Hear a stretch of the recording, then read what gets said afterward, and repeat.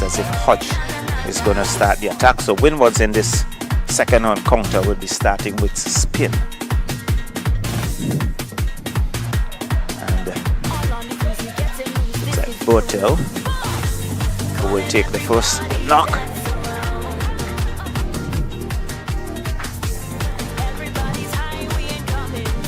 So there is a slip. There is a third man inside the 30-yard circle, backward point, extra cover. There is a mid-off, long on. Indeed.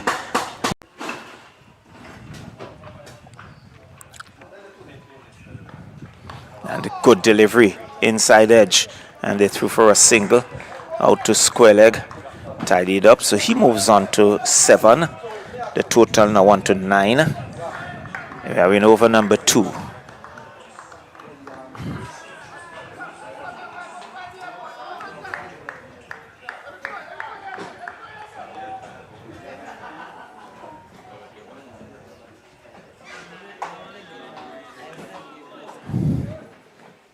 So Anil, who is on 1, comes into strike.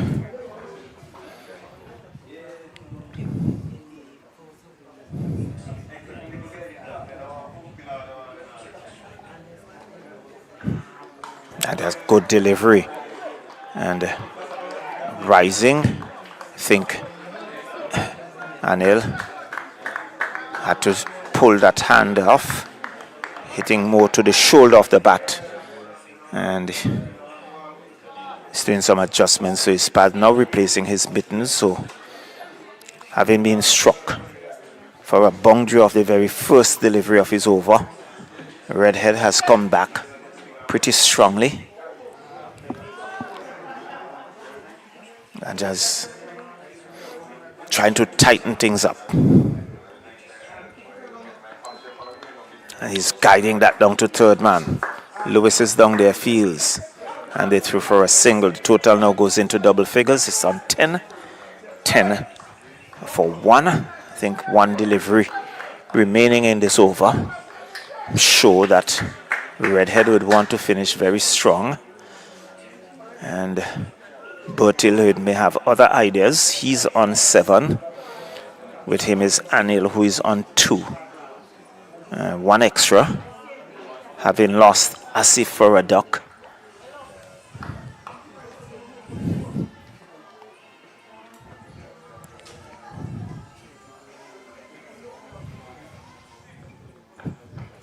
And he's forcing that out to extra cover.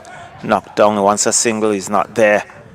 Descarte knocking it down. So good finish by Redhead over that cost him some 6 runs. And at the end of over number 2, it's 10 for 1. And Hodge would pick it up from the southern end. This will be his second over number 3. So Nepal within the toss and batting here, and Winward's now looking. Hodge doing some adjustments, strengthening that offside. But it is driving past extra cover 4 runs. That was tossed up, and he drove it. It was intentional in the air between the square cover and extra cover and down to the boundary for 4. Total now on to 14, and he goes on to 11. He's driving down to long on the bounce. Lewis tidies up, gets a single. Total now on to 15, and Bertel, he moves on to 12. So Anil comes into, it was Anil who had that boundary, rather. Bertel down the track, lifts it out to long on, and beautiful piece of work by Lewis down on the long on boundary. They come back for the second. So he has saved himself, saved the team 2 runs. And Hodge now acknowledging the effort there by Lewis. So both batters are on 7. And it's now Bertil who comes into strike. Bertil comes back into strike. He goes on to 9. The total now on to 17. And dead ball signal there by Bayam. looking to sweep that. Taking on the pad, half-hearted appeal. No run. Total remains on 17. 17 for 1. We are in over number 3. Hodge dabbles his hand in the dirt. But goes Bertil. Out to backward point. Milias covering ground to his right. Feels no run. So a dot goes into the scorecard.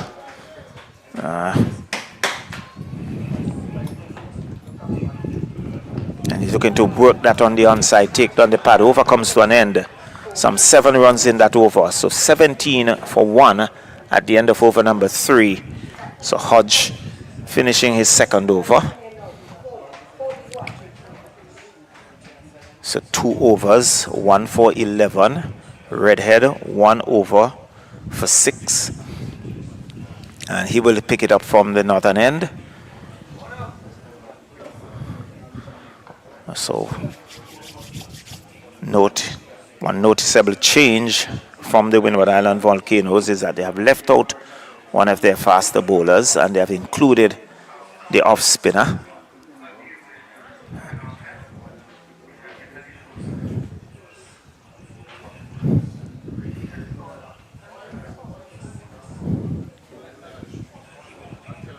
So Lewis makes his way off to get some attention, having made that save on the boundary.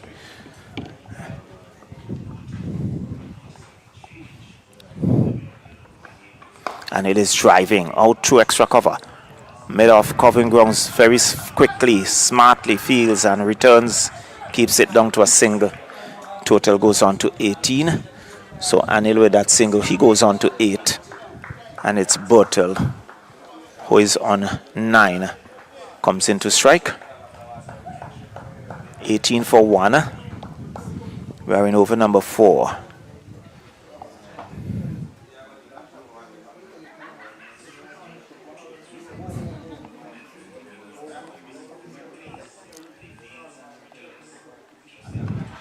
But he gets a yorker, he digs it out.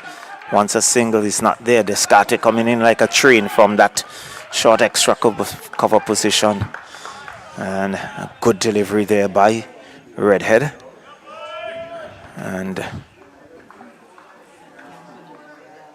Bertil had to dig it out. Was looking for the drive, it wasn't there. In the end, had to come pretty hard down on it.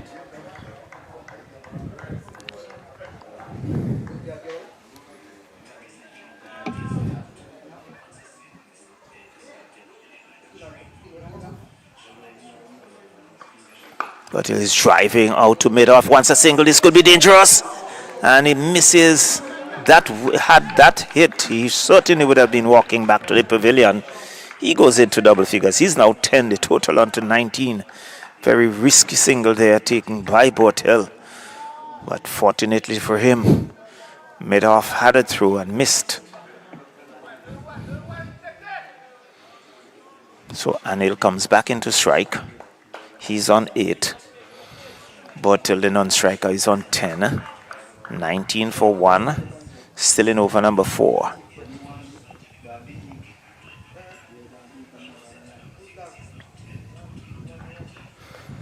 Down the leg side. And perhaps taken on the pad. And there is no run.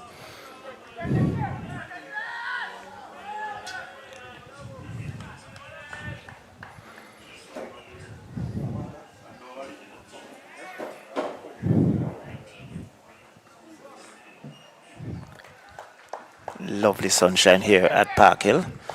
Nice cooling breeze blowing through our commentary position.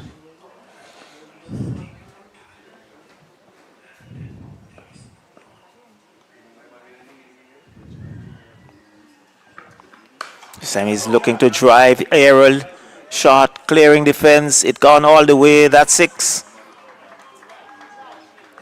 Was pitched up, not timing it well, but it has good carry. Still clearing the boundary here by a few meters.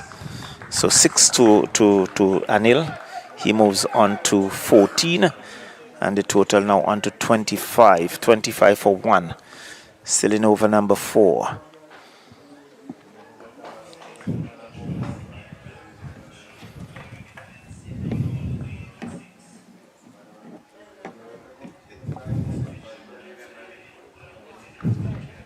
gets a yorker, he takes it out. They go through for one, the return comes in once more. Knocked down there by Redhead. And they threw for a single again. Very suicidal single, but fortunately he got away with it. So at the end of over number 4, the total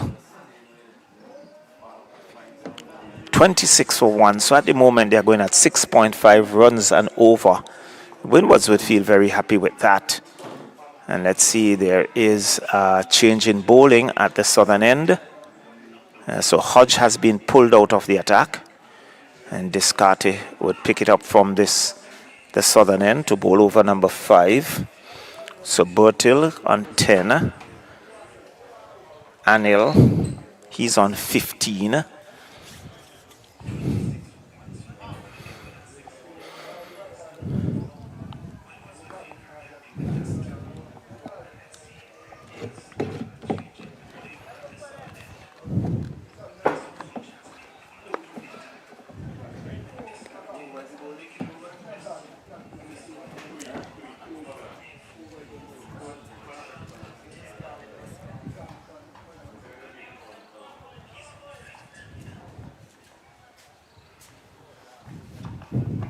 He's driving off the outside edge, just short of third man, who knocks it down. He gets a single. And luckily for him, that could have easily be carried into the hands of short third man, just around the 30-yard circle. So Anil getting a single there. He goes on to 16. The total now on to 27. 27 for 1 as Bertil comes back into strike. Striving square, but there's a sweeper on the boundary and keeps it down to a single. Total now on to 28. Bertil goes on to 11. Anil, who is on 16, comes back into strike. So there's rotation of the strike here at Park Hill.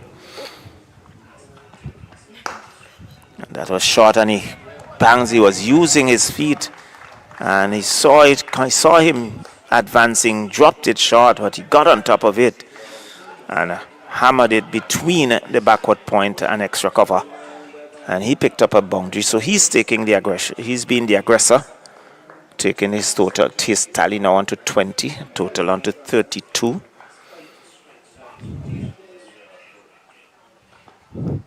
Just fanning at that outside. The off stump misses, taken cleanly by Douglas, standing back. He rehearses the shot. So it's 32 for 1 in over number 5.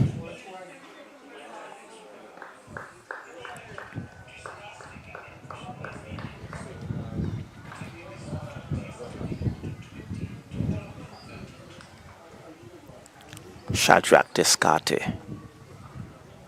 And there was Anil just holding up his hand. And Descarte had to abort his run.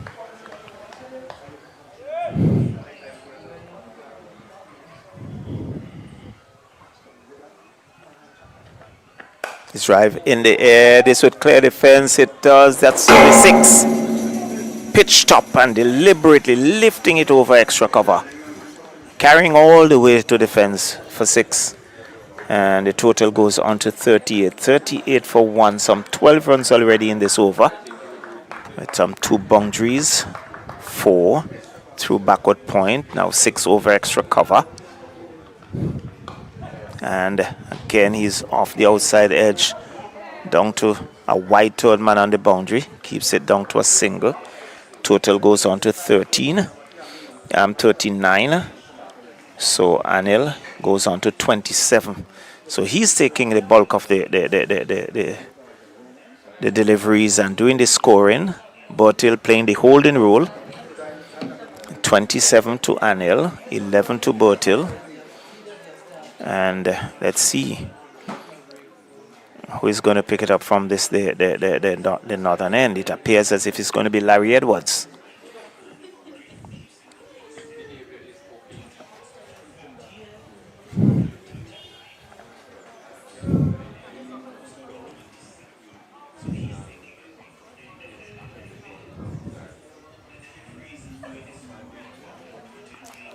So Anil and Bertil forging a pretty decent partnership here between these two.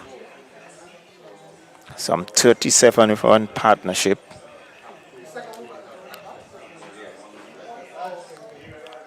With Anil doing the bulk of the scoring. He has 27. And he'll be on strike as Larry Edwards from the northern end. He's going to bowl between umpire. It looks like he's going to come between umpire and the stumps. Just doing a little adjustments to his field.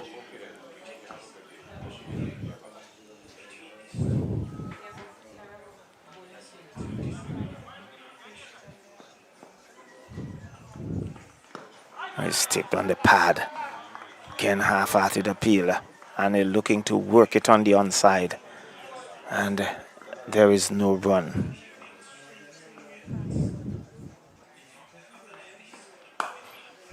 And he sweeps. And into the fence, one bounce for 4. And he moves on to 31. 31, the total now on to 43. 43 for 1. We are in over number 6. And immediately we see Captain Milius making some adjustments.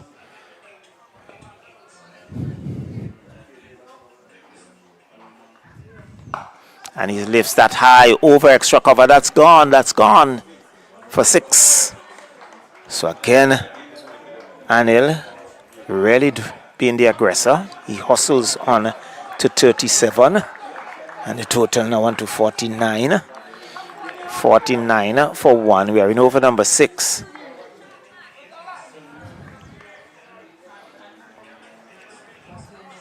So Larry Edwards being put under early pressure here by Anil. Looks around. And that was a Yorker-led delivery, well bowled. But Anil digs it out. And there is no run. I think he was looking for an aggressive shot. That was right up, faster, flatter, and right up in the block hole. Sweeps again, and this would clear the fence now for 6. And up goes the hand of umpire Butler. So 6 more to Anil, who moves on to 43. The total now on to 55. And Anil decides he's going to take the attack to the bowlers. He's a Bertil who is really a spectator at the other end. As Anil continues to take the attack to the bowler. So Edwards under pressure.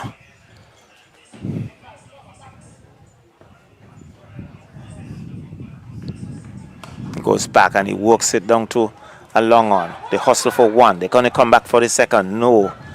That was scream and well taken there. Not the best of throw, but there was Douglas climbing, plucking it out of the air. The total goes on to 56. So some 17 or so runs coming in that over. And Edwards first over, an expensive one. And immediately we see Descartes being pulled out of the attack. So at the end of over number 7, 56. 56 for 1. So going at 8 runs and over. And they would want to increase this run rate. And Asif Hooper is going to pick it up from the southern end. So Descartes given that 1 over, being pulled out of the attack. And Asif Hooper, left arm orthodox, comes in. So it's going to be Anil, who is on 44 to take strike. So Bertil has been away from the strike for some time.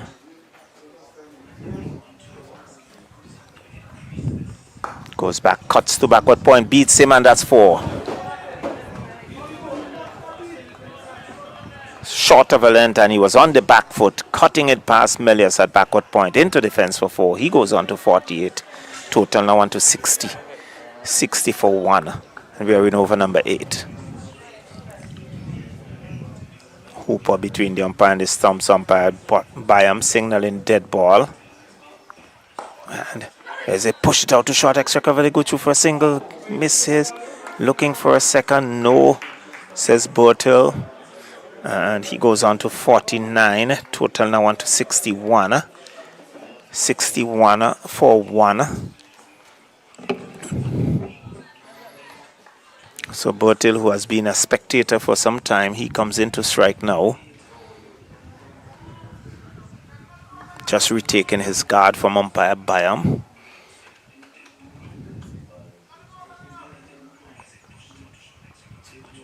And he goes back, works it out to mid-wicket. He'll get a single. So he moves on to 12.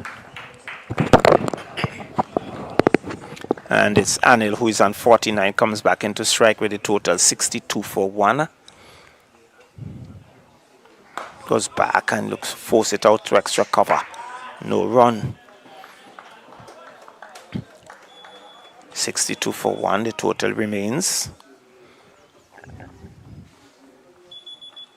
He's swinging that out too long on. Now comes off the boundary fields, keeps it down to a single. So it's 50 to Anil. So a well played 50 as the total goes on to 63. And there is Bortel working it off his pads out to mid-wicket. Gets a single. The total now on to 64. He goes on to 13. But a well played 50 by Anil.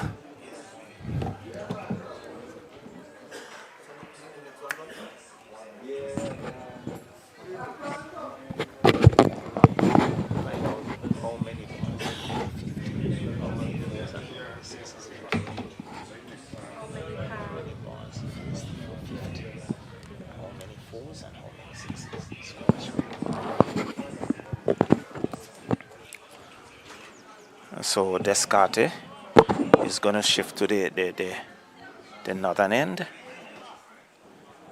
And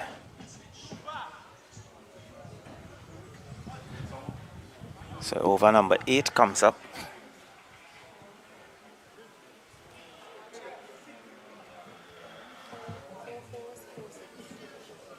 How many balls? Yeah, how many balls? So there was Anil, 25 balls for his 50, 4 fours and 4 sixes. So we're in over number 8, just about to start. Descarte, just about marking out his run. Perhaps looking for just scratching at the surface there.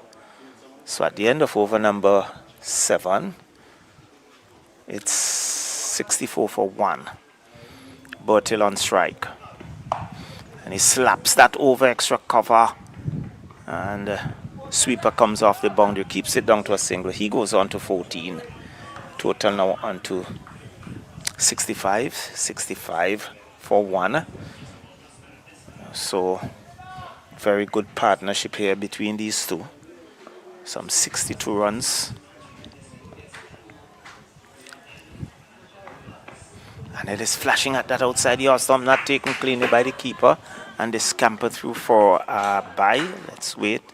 Yes, here comes the signaler from umpire Butler. Total now on to 66. 66 for 1. In over number 8.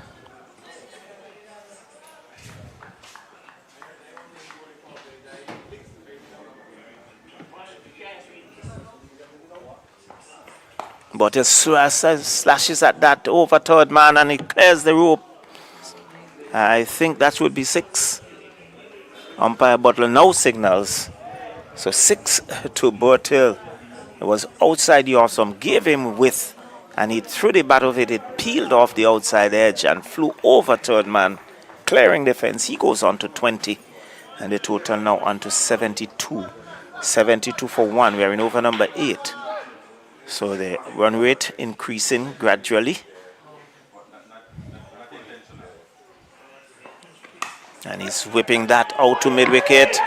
Who fields on the bounce. Edwards was covering grounds, couldn't get there. And Descartes not happy with the effort, but Lariat was not going risking himself and just allowed it to drop in front of him and picked it up on the bounce. The total goes on to 73 and Bortel goes on to 21. It's Anil, who is on 50, comes back into strike. And he's whipping that out to square leg. Hodge takes a beautiful catch out on the square leg boundary, diving in front of us right here. And Anil makes his way back. It was whipped off the pads in the air. Hodge judged it well, diving forward and claiming the catch. And he goes back for 50. And the breakthrough that win was wanted. It's now 73 for 2. And finally, they have broken that partnership. A very productive one for Nepal between Bortel and Anil. And Descartes now taking the catch, as you can see on the monitor. Yeah, where Hodge judged it well, dived forward and came up with the catch. So he goes back for 50 of some 26 deliveries, hitting some 4 fours and 3 and 4 sixes. And we can see now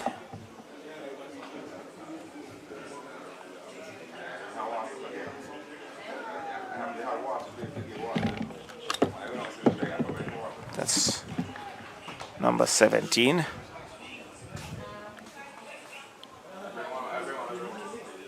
Rohit Podel, the captain, makes his way out. He has number 17 on the back of his shirt. Podel, the captain. So it's Descartes with some success under his belt. And a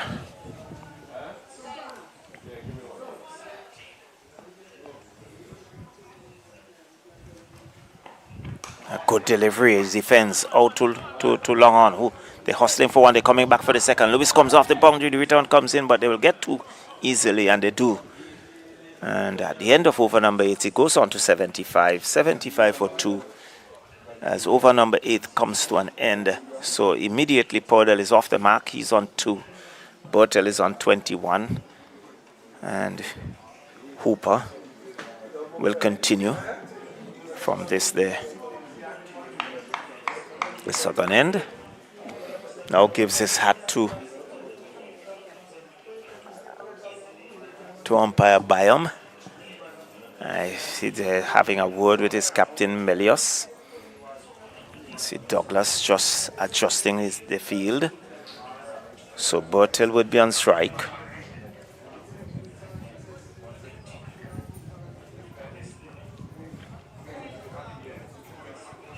So 85 for 2 at the completion of over number 8.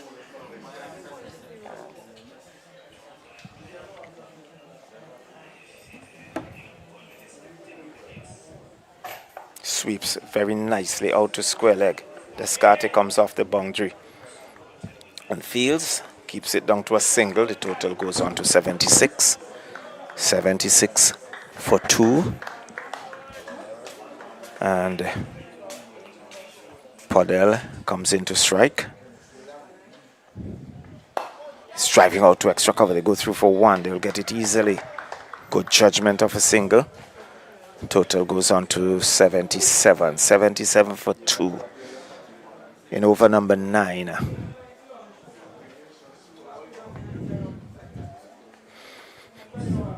Again, he sweeps it nicely. This could run away for 4. There's no man that fine leg. It goes across the ropes now. Well played there by Bortel. Just scooping it over to fine leg region and getting himself a boundary. He goes on to 26.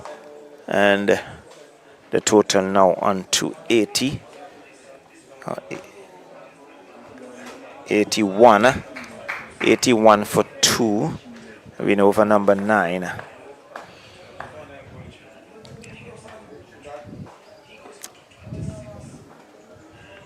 Bortel is driving out to extra cover, wants a single.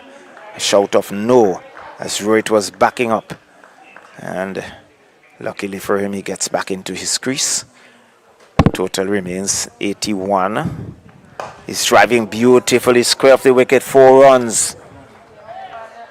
You can see it was pitched up and he opened the face of the bat, drove it between the extra cover fielder and the sweeper on the boundary, and he picks up 4. So he's now 85 for 2, and with that boundary, Bertil goes on to 24. Again, he plays it out to short extra cover. They want a single. Larry Edwards covering ground, couldn't pick it up. Total goes on to 85. So at the end of over number 9, it's 85 for 2, 25 to Bertil. It's right. In fact, it's right on 9 and Bertil on 24. So it's Captain Rohit Padel who will take strike. That's it. You know, he's at the non-strikers end. So Bertil has been there from the inception. Started the innings, but he's still there.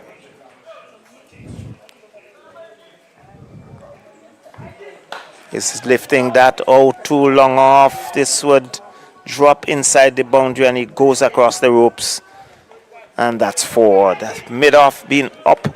Deliberate shot there by Bertil to a delivery that was pitched up. And he moves on to 28. The total now on to 92.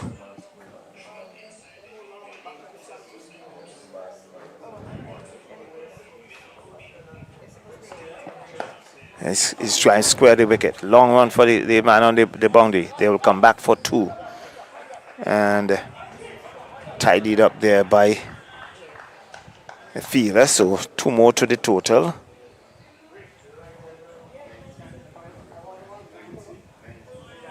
And Bertil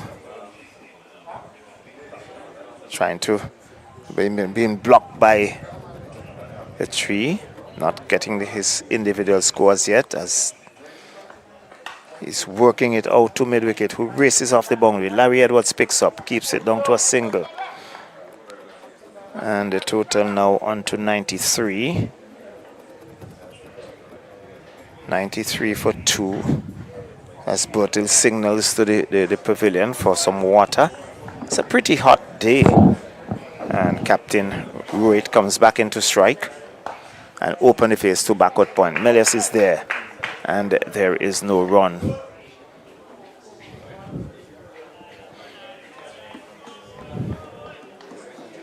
Rohit looks rather busy. He's on 16.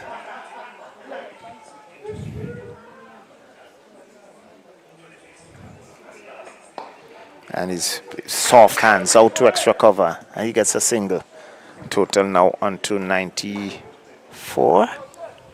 94 for 2. In fact, Rohit, he moves on to 18. And being blocked a bit by the scorer. But Bertil, who should be on 25, face the final delivery of the 10th over. He advances and lifts it out to mid-off. Long on, he's taken. He mistimed it. He was looking to go over mid-off, inside edge. And long on, coming off the boundary, Anthony Lewis took well-judged catch. Bertil goes back. And it's now 94 for 3. And disappointing end there for Bertil. But success for the Windwards. And the Windwards will be very happy. So it's Bertil now making his way back. Earlier we see Asif making his way back to the pavilion. Partnership being broken.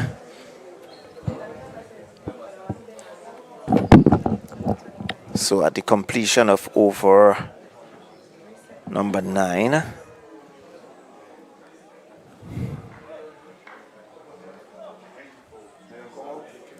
that should be over number 10, as Jora makes his way out.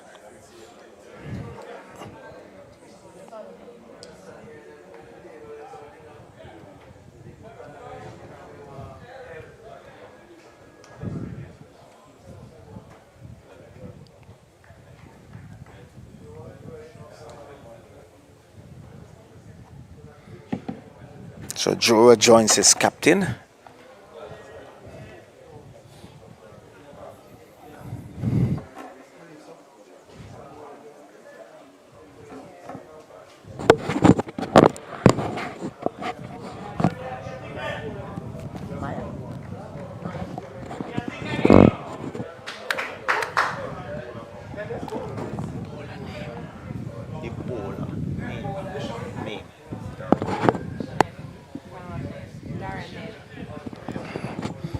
So it's going to be Ned.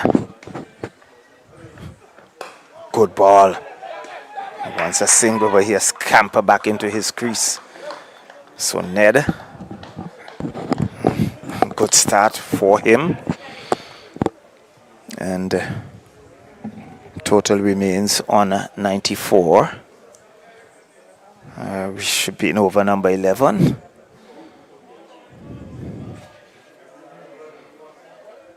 So Sandeep Jura joining his captain, Rohit Padel.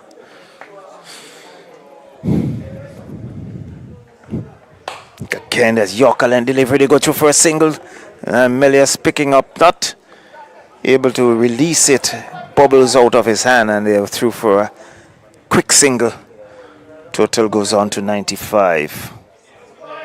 So the single takes Rohit to 18. Jura comes into strike, takes guard from umpire Byam.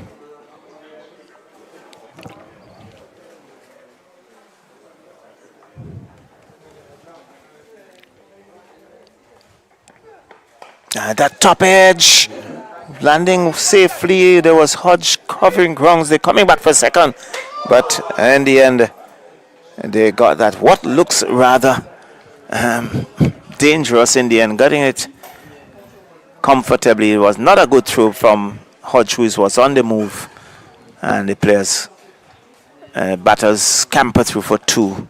So he's off the mark in Jura. He's on 2. Total now on to 97. 97 for 3 after 10.3 overs. Good delivery, taken on the pad, down to third man. And Byam now signals leg byes. Total on to 98. It's 98 for 3. So Ned wants to make further inroads for the windwards. And beautifully played, but well fielded by Descartes at fine leg, but that was well played by Roy, the captain. Just swiveled and traveled very quickly, but Descartes was in the right position, picked it up on the bounce. Total remains on 98. So far, a pretty tidy over by Ned. Sure, he'll want to finish very strongly.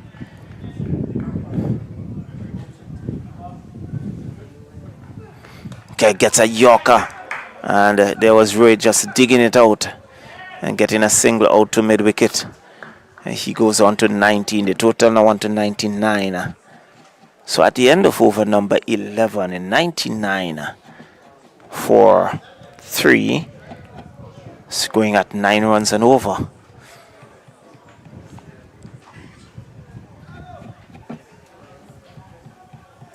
And we see Asif Hooper, change of end. Started out from the southern end. Now he's been shifted to the northern end. And Rohit Padel, captain for Nepal, he's on 19. Jura, who has recently joined him, he's on 2. And it's going to be Rohit Padel on strike. So some players in the distance. There is a long on, a deep mid wicket, long off, a backward point on the fence.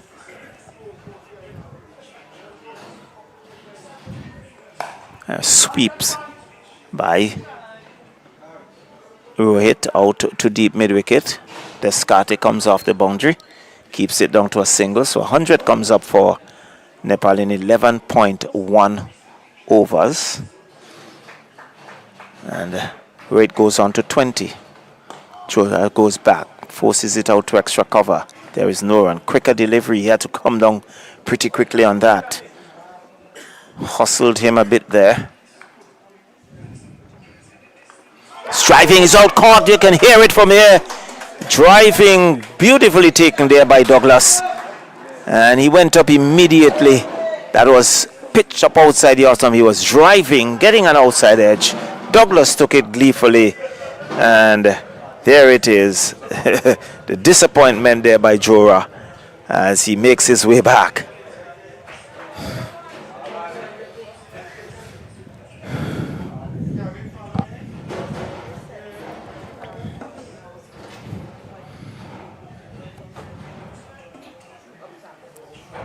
So he goes back for 2. 100 for 4 here. Nepal batting first here at Park Hill as the players seize the opportunity to refresh themselves. So too the umpires.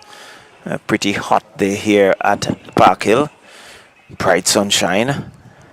It looks like Colbin makes his way out.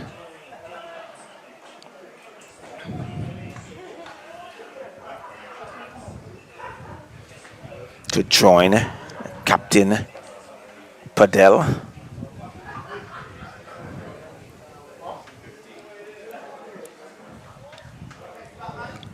So this time a left-hander comes out to do battle. So it's less, so now we have a left-hand right-hand combination. And Hooper playing in front of his home crowd. This is his home village. Picking up that scalp in his second spell. And he'll bowl over the wicket to the left-handed Gulshan. Gulshan goes back and plays it out to backward point, and there was Captain Melius moving smartly to his right. Picks up, keeps it down to no run.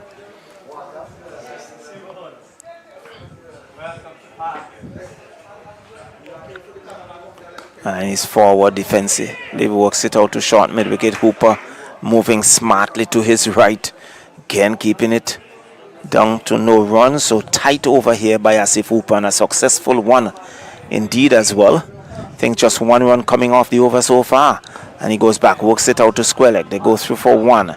They would settle for that as the total goes on to 101 for 4 at the completion of over number 12. And a good over by Asif Hooper. 2 runs coming in that over and a wicket as well. And we can see Melius now having a word with Hooper. Perhaps Ned will continue. So there's Gulshan Chehar, who is on 1. He will take strike.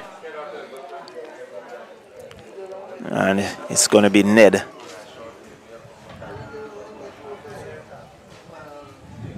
To continue.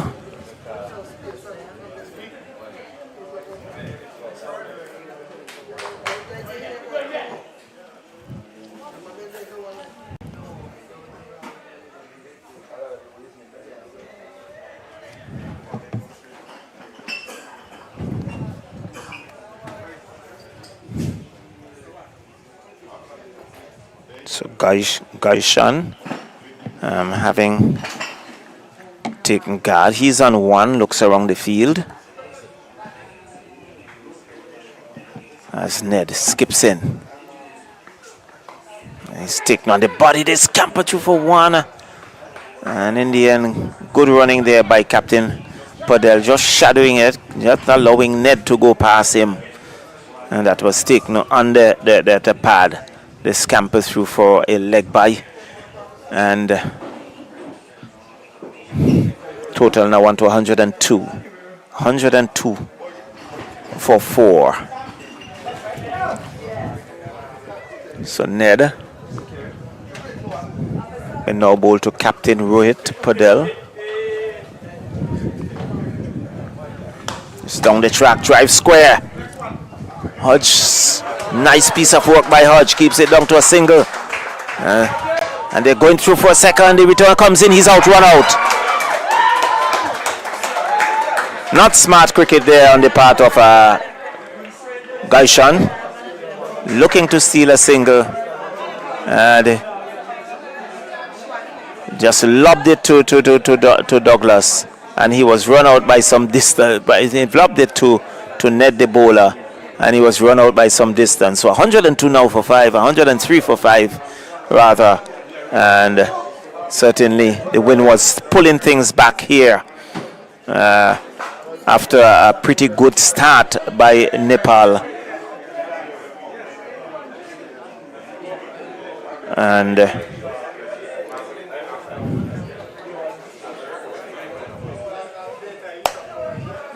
some rebuilding would have to be done on the part of Nepal.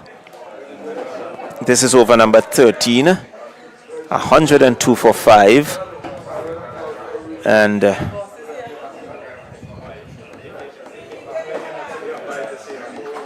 let's see who joins his captain. Airy joins his captain.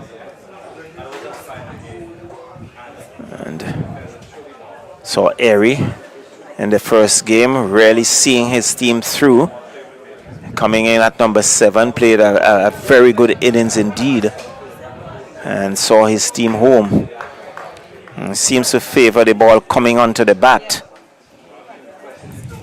And there's down the leg side, as Padel looking to whip that down the leg side, misses. Wide signal by umpire Bayam, and the total now on to 104. 104 for 5. Over number 13 in progress. In lovely sunshine here at the Park Hill playing field. And not a lot of breeze. He's driving square down to third man. Otney Lewis is there. Picks up. Keeps it down to a single. He goes on to 22, and Airy, who is yet to get off the mark, comes in to strike. Now he's looking to take guard from umpire Bayam, who's just looking to the pavilion. Now he has given the right away for Airy, who now marks his crease. 104, 105 for 5.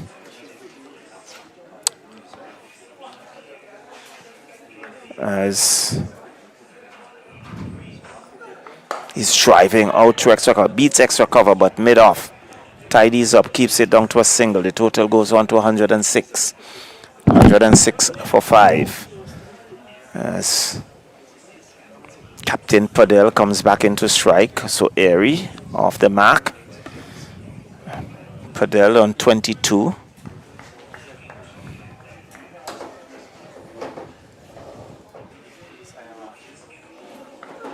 Flashes at that outside your stump, and wide signal by umpire Bayam.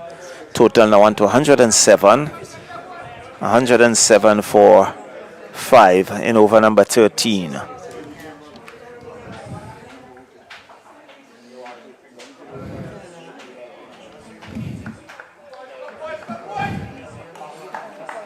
So a bit of encouragement being given to Ned.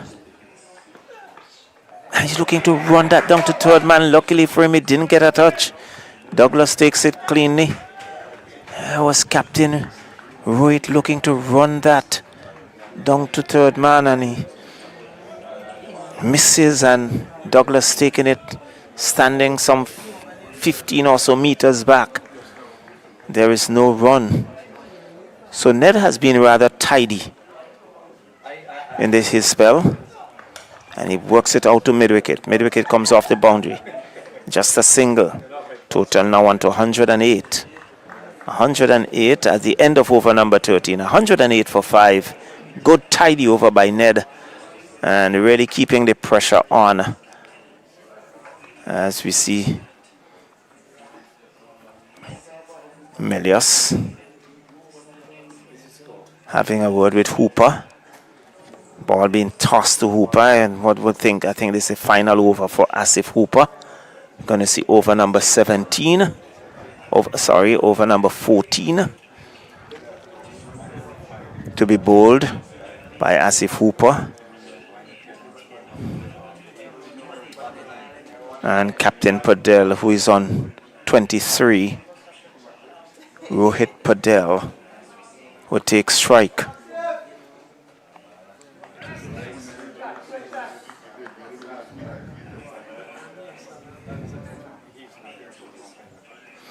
So Hooper decides to bowl between umpire and the stumps. And he's having a word with Douglas, the keeper. And perhaps Douglas would have observed something, just running down and having a word with the bowler. Again, he's playing it neatly down to fine leg, and they go through for a single. And Redhead was there, keeps it down to 1, so he goes on to 24. Padel, as Airy comes back into strike, 109. 109 for 5.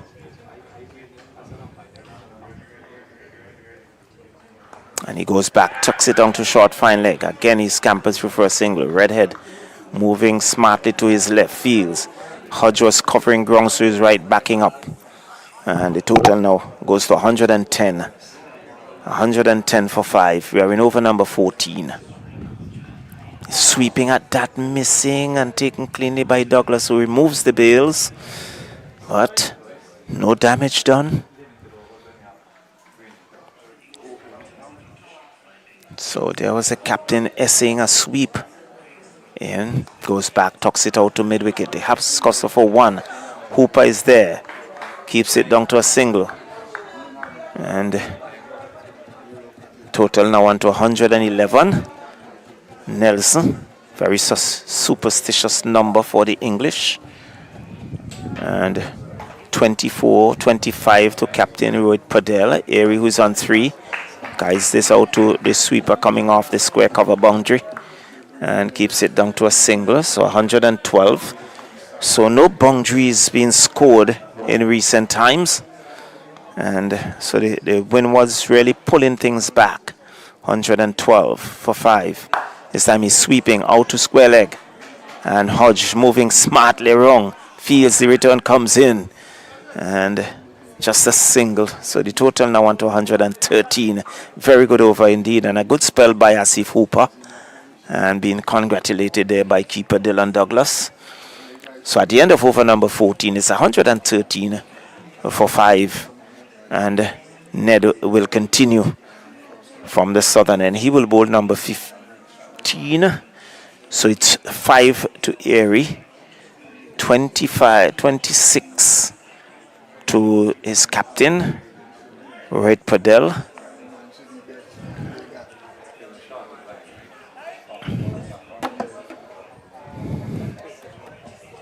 And so it's Nepal having first strike, having won the toss and decided to bat.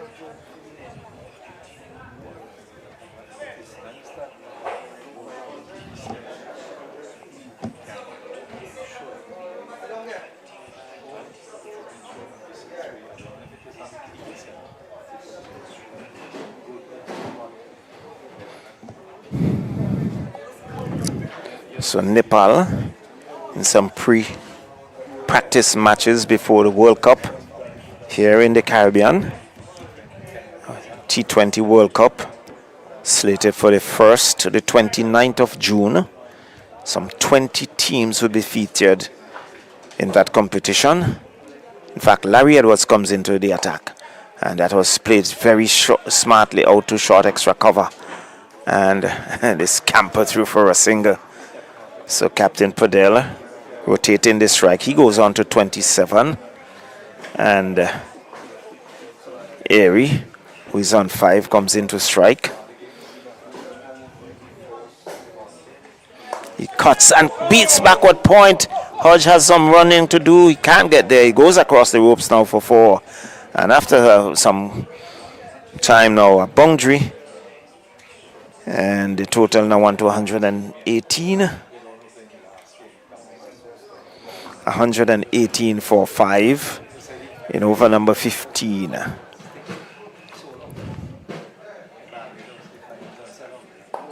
Sammy plays it out squared. Melias covering grounds, not picking up cleanly, and they threw for 1.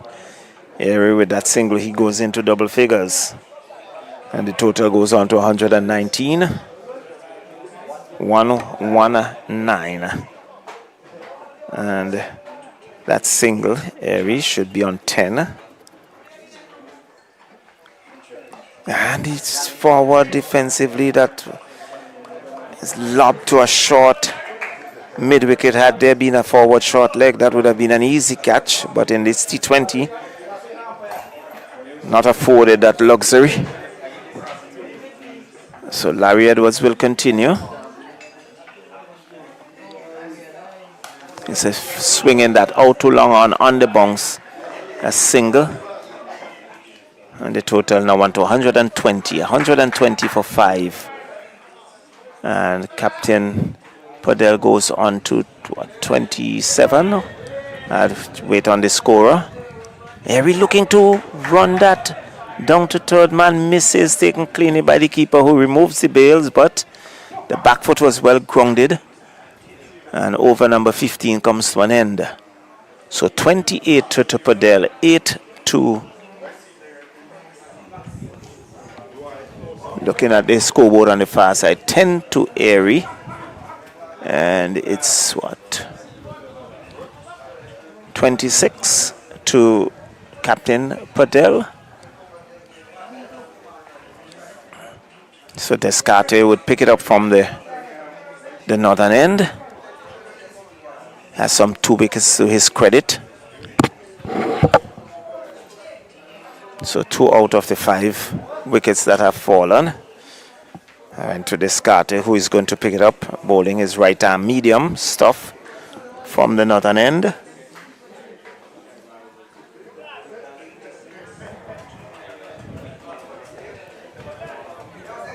So it's Captain Rohit Padel.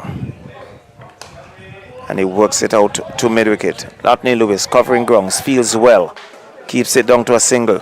Return comes in. And overthrow there, and they're scampering through.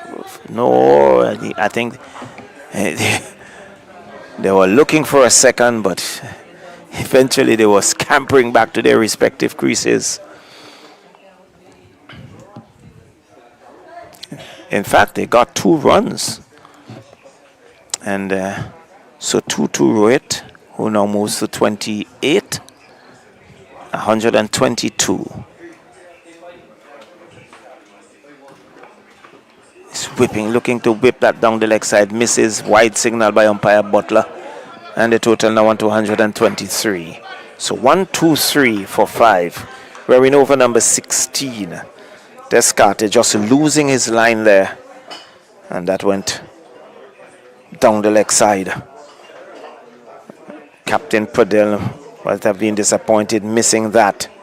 They can work that out to backward point. They go through for 1. That's all they will be.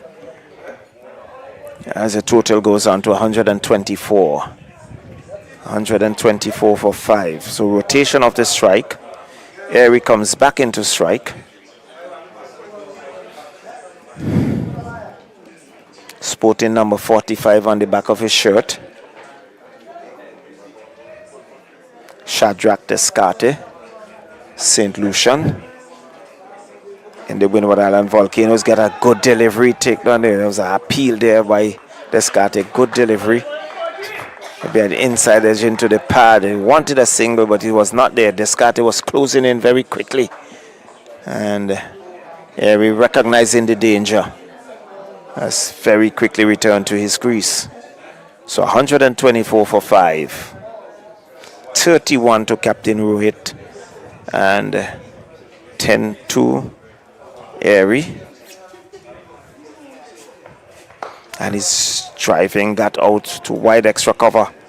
Covers grounds, feels well. Beautiful piece of work on the boundary. And they come back for the second. Total now on to 126. So good piece of work by Long off on the boundary. 126 for 5.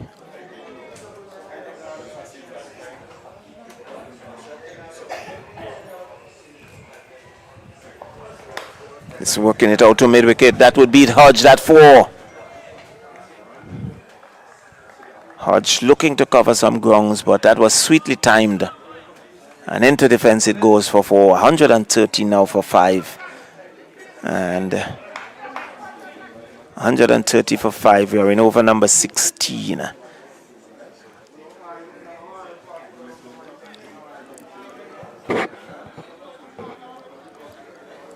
Airy, who is on 14 according to our scorer, in.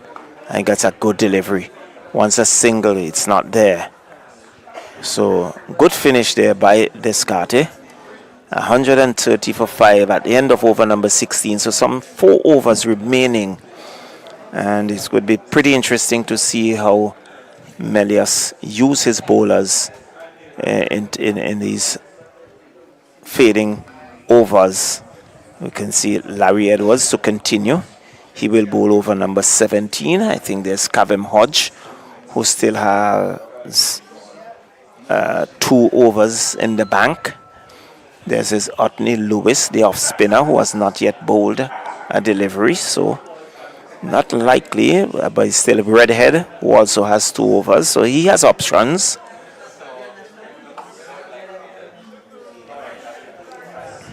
But it's going to be Captain Rohit Padel to take strike. Larry Edwards is going to be his final over. So Captain would want to push on from here, as Edwards would be between the umpire and the stumps. And he scoops that over fine leg. Long run here for Redhead, who pulls it back inside the boundary. They come back for the second. Once a third, it's not there. And that was Captain there scooping that over short fine leg and getting himself 2. He goes on to 33. The total now on to 132 for 5. We're in over number 17.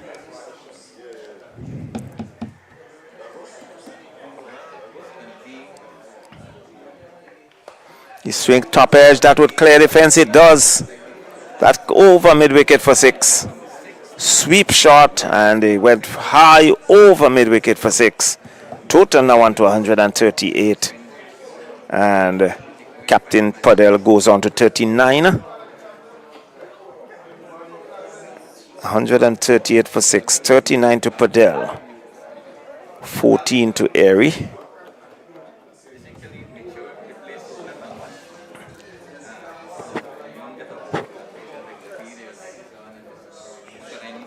So there would have to be a replay. Well, the ball has been returned. See, third umpire in Cameron Green making his way out with a box of ball, but that ball has been returned. Umpire Butler was just on the fence there, just checking. So Edwards now picks it up.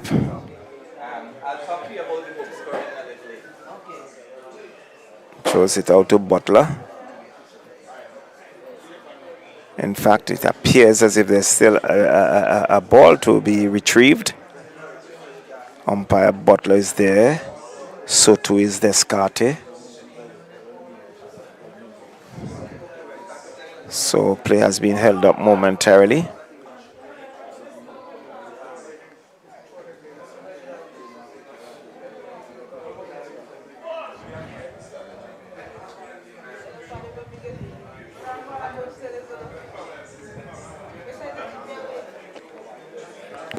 Umpire Byam really inspecting the ball. He's satisfied with the condition. Now tosses it to Larry Edwards. So play will resume after a short break. 39 to Padel, 14 to Airy. So a good partnership building here between these two. And Larry Edwards will continue. Padel looking to take the aggression to the bowler. Looking to take that attack. Again, he's looking to scoop that take near the chest. There's Douglas. And he gets a single. He goes on to 40. At Douglas standing up. Reaction time there. Very, very limited. And so he goes on to 40.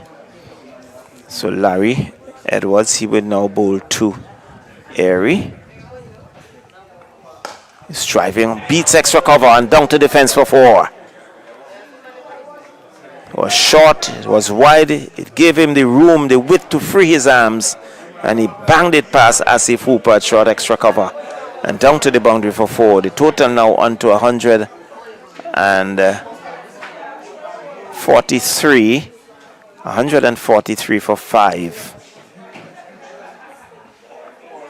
And he's slapping that over long on for 6.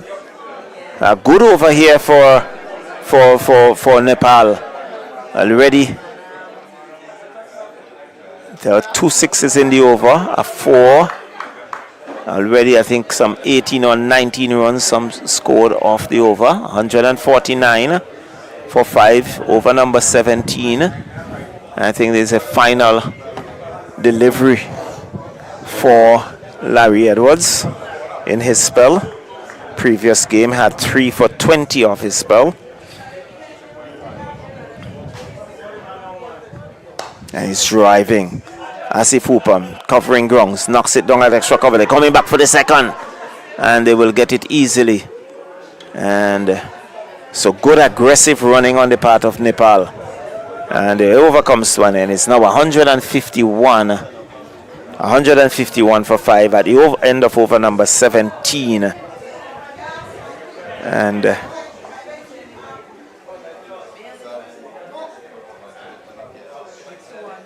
let's see who's going to pick it up from the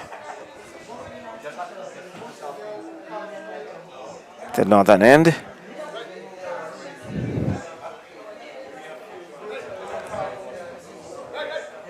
Looks like Ned.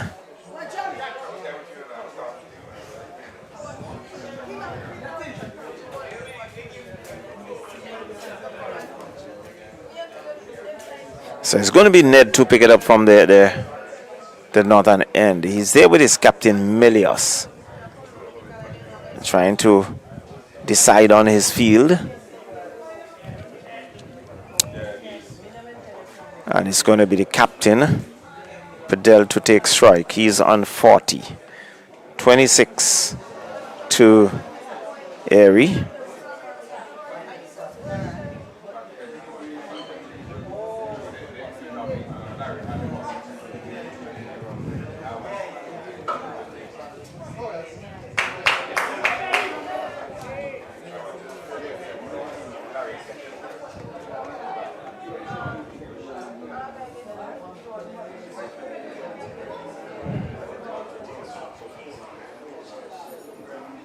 So Darren Ned, right arm, fast medium.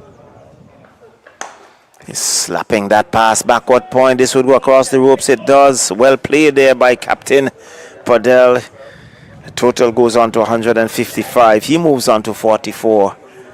And he inspects his bat immediately when that was struck. But he's picked up a boundary of the very first delivery. So putting pressure on the bowler very early in the over. So he had some width outside the off stump. Ned would want to correct that. And again he opens up and guides it down to third man. They go through for 1. They will come back for the second and they will get that comfortably. And total now on to 157. Padel goes on to 46.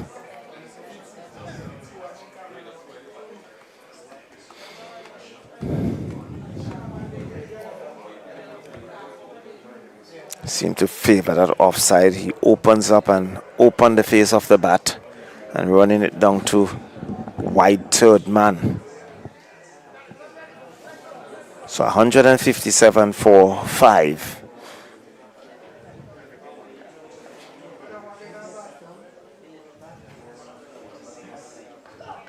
And he's driving again out between the backward point and the white third man. They come back for the second. The return comes in. Not a good one. And 2 more to the captain. He goes on to 48. 159. Looking to be very aggressive. The running between the wickets has been very, very good indeed.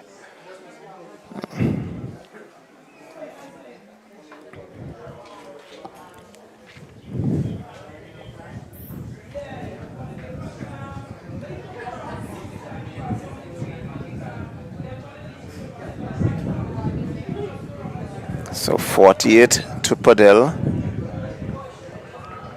Areas on 26. 159 for 5. We are in over number 18. So 2 overs remaining.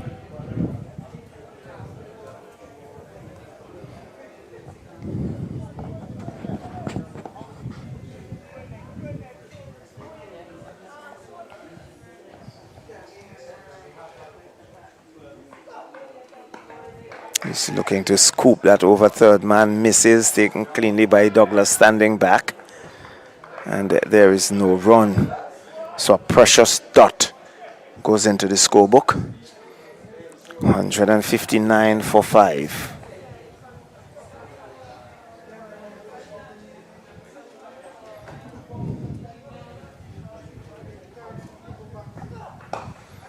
He opens up.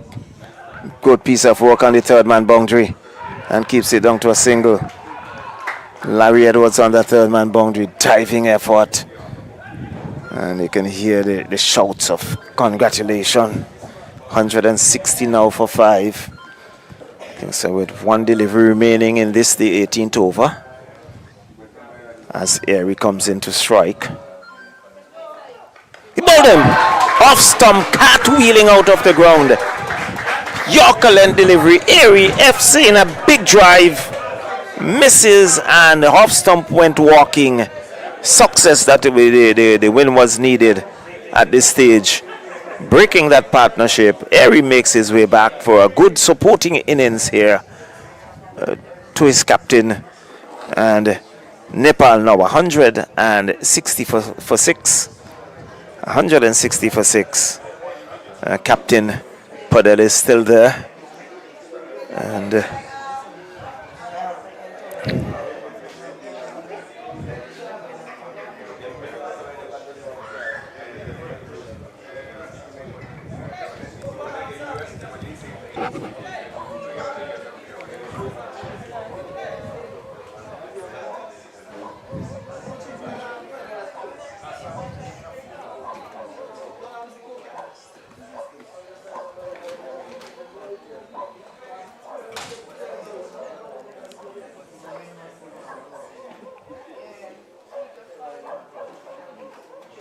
Sampal Kami making his way out to join his captain, going in at number 8.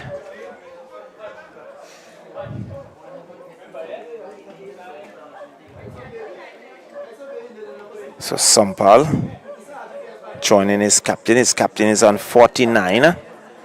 Sampal will not have strike.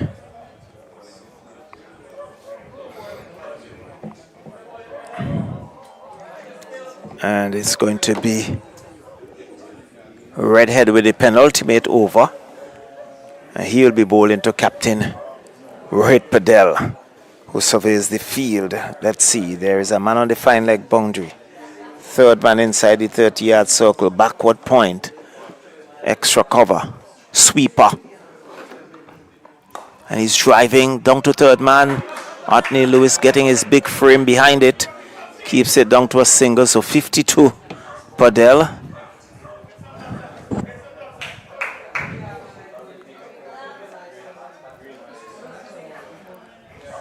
And he will give you the stats in a minute.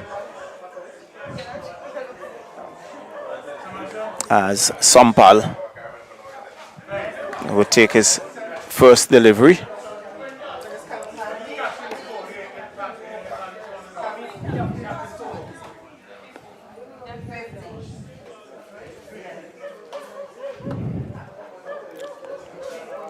So here comes Redhead.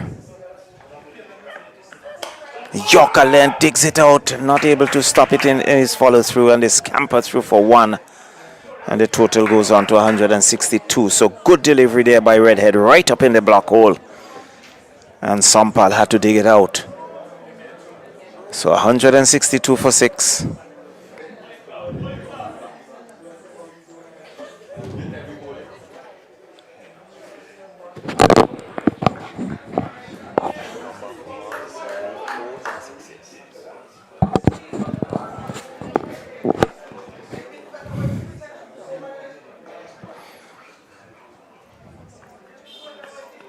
He's looking to swing. That beats the keeper down to the boundary. That's 4 wides. I would think, yes, the wide come signal here by umpire Bayam. So 5 runs added to the total, 167. So there is Padel 50 coming in of 35 deliveries, 4 fours and 1 6 in his half century. So Redhead wants to tighten up. 167 for 6.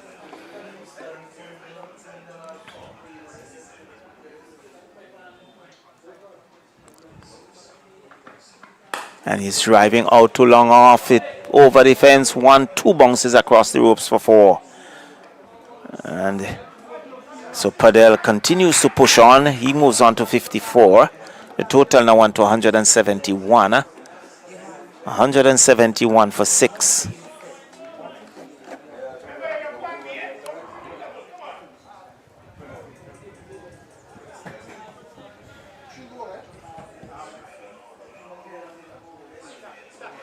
So Sampal, the non-striker, he's on 1.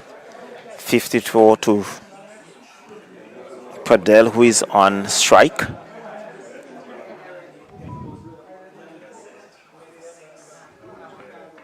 And he's driving out to mid-off. Catch taken. And there was Ned at mid-off. He was driving straight into the hands of Ned, who takes the catch. 171 for 7. Diving catch there by Ned. And success on the part of Winwards.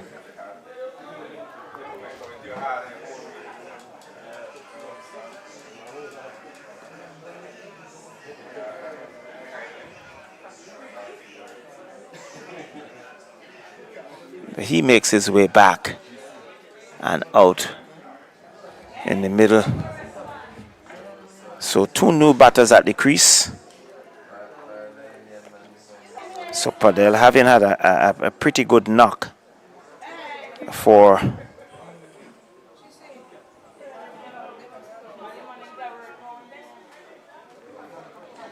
so Practice makes his way out to join Sampal.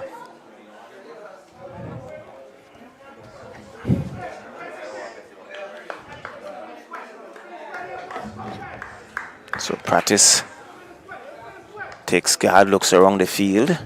171 for 7. Success for Redhead.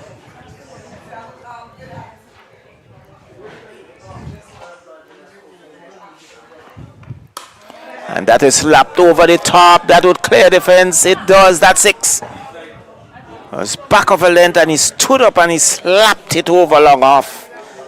And clearing the fence for 6. And the total now on to 177. 177 for 7. Lots of 7s. And I think there is a 1 delivery remaining in this, the penultimate over. Over number 19.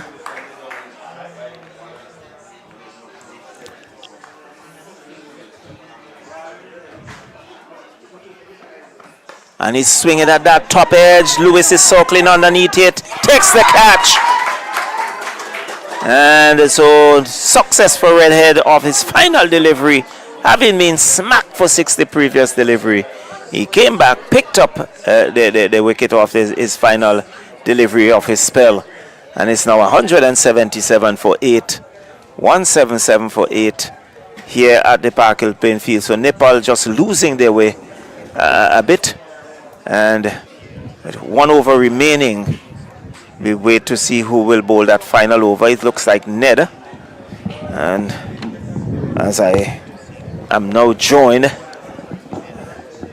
by Anthony Denny, who had other duties to perform. So welcome to Park Hill playing field, and welcome to the final over of the Nepal's innings. Thank you very much, Charlo, and good day to all who are in tune to this broadcast. Of course, you're following us on Facebook on VC3 Channel 114, and also on our YouTube page. 177 for 8. The Nepalese team batting first here. And when I was following the game, and there was an onslaught early on. Definitely there was. But the winners have pulled things back as Bohara comes out to join Sampal.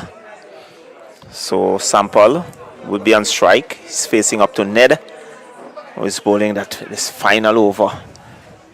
His last over. Sent the stumps flying. Ned in. Got a Yorker length delivery. I know.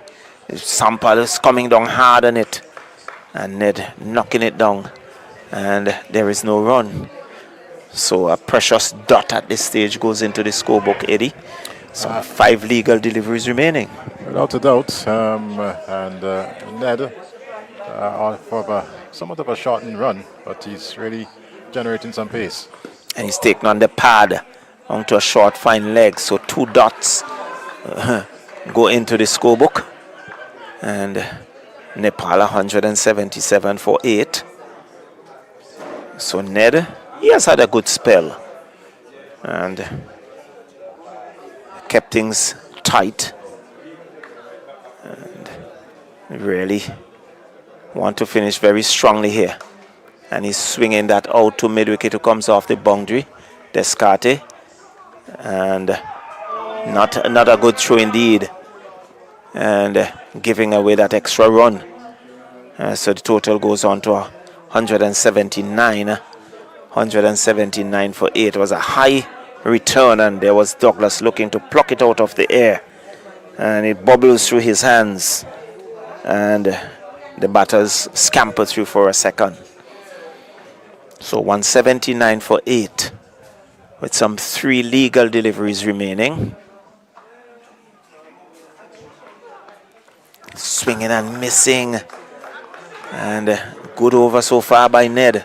Some 3 dots in the over, just 2 runs, and he would want to perhaps take out a wicket or ensure that there are no boundaries in the final 2 deliveries.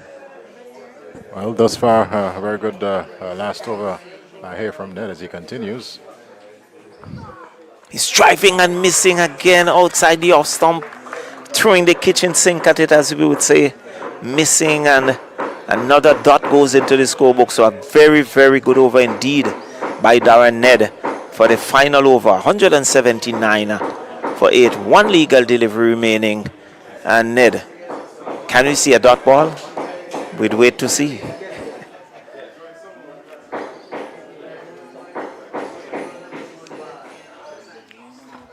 Sampal taking on the pad, and they scamper through for a single. So let's see, any signal from umpire Butler? There are no signals, so inside edge into the pad. 180 for 8 of 20, and I think the win was really pulled things back very nicely, Eddie, getting among the wickets and really putting pressure on Nepal to the back end of the innings.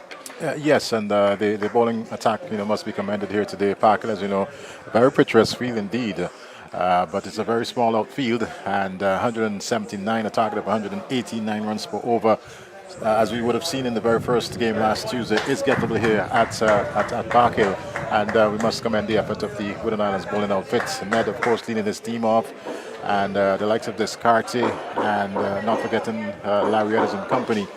They must be commended. Yeah, they definitely have to be commended. I think they kept things very tight. There was one occasion where the Nepal had the bowling under some pressure, But from the moment they got that wicket, they continued to put some pressure on Nepal, pull things back. Nepal finishing at 180 for 9. And I think the winners really, they would have strengthened their spin attack. But we note that Anthony Lewis did not even bowl. So, but the spinners came in, they held things tightly, held their own, and Nepal seemed to favor the faster stuff. Without a doubt, they like the ball coming onto the bat, and we saw that, of course, in the first game with the likes of Irie and Sampal and Bertel, who unfortunately didn't replicate the innings for the Nepalese as they would have liked for him to do so today. But they've demonstrated in uncertain terms that they like that ball coming onto the bat. All in preparation for T20 World Cup 2024 taking place here in the Caribbean and the USA. 5 matches to be staged here in St. Vincent and the Grenadines, and certainly, of course, the work is ongoing to make sure that SVG that we're fully prepared and ready for Cricket World Cup 2024. But I think at this point in time should take a break. We'll take a break and then we'll come back for the innings.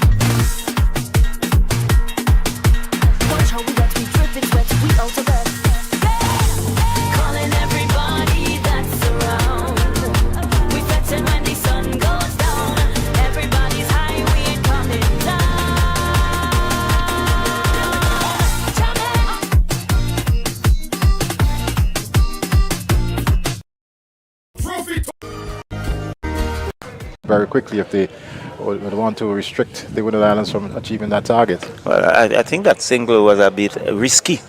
Had he picked it up cleanly, I think Oggies could have found himself in some trouble.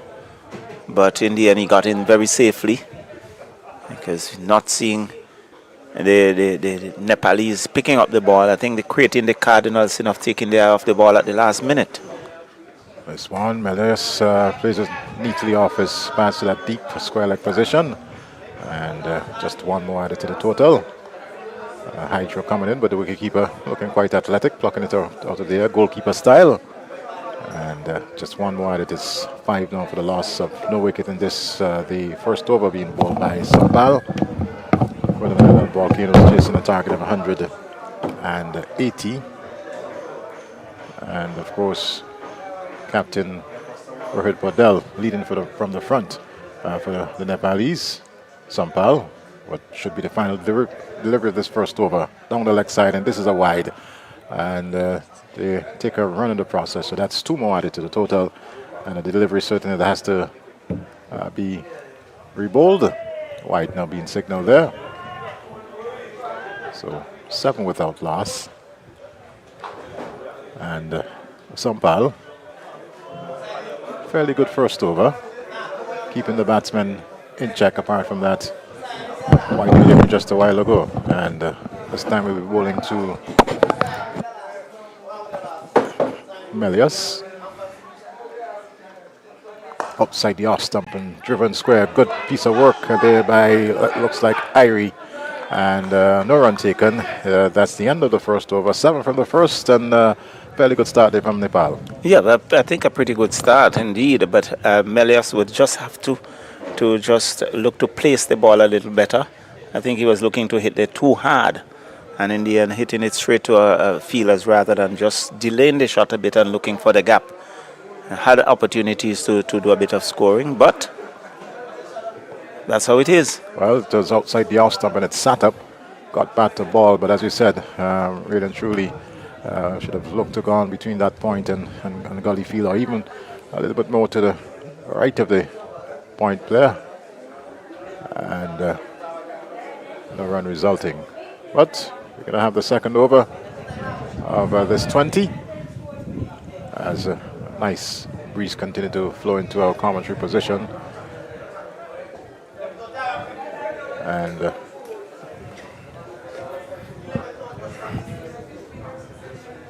picking up the attack. Looks like, is it Prakash? Comes in now to bowl to Agis. And one that he works into the onside. With on in position. Not a problem.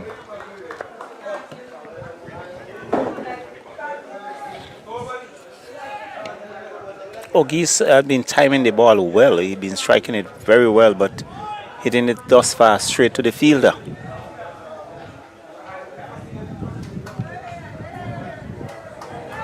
And let's take wind. Doing a bit there with the bail. Batsman immediately realizing it. Had to pull out. So practice it is. From the hills here at Park Hill. Races past umpire Butler. This wasn't driven. Again, well driven. But finding the fielder in that short, well, mid-off position. Well, again, we see the fielder not picking it up. It was hit very firmly indeed, and Ogis was still looking for that single. And again, it was Captain Padel, and the guilty offender. Well, again, it's an area that's Nepal, as they prepare for World Cup 2024, T20 World Cup, that they'll need to certainly work on. In this game, one run can determine the difference between winning and losing. And if you give them away in the field, they certainly will pay in the end. There's Captain Melius as practice now comes in. And down the leg side, that should have taken something because there's no signal there from the umpire. Maybe brushing the pad on its way through. So the keeper standing up, and good take down the leg side. Remove the bail, but the batter foot was grounded. Well, we've seen three deliveries thus far in this over, just one run. And Melius and Ogis will probably want to get things going. Outside the off, nice flowing off drive, square the wicket. Oh, lovely runs into the backward point fence, shallow. That was sweet. The sound of the bat, the placement, it's about everything about that shot was perfect. And Melius really showing his class. So, boundary there to the Winning Islands Volcanoes skipper, Kimanu Melius, quite a young cricketer. And it's good to see him being given the opportunity to lead at this level as a practice. So, coming once again. And down the leg side is a loud appeal. Well, umpire says not out, but I was looking at that back leg. I was very close to the line. Let's see. Down the leg side. Okay.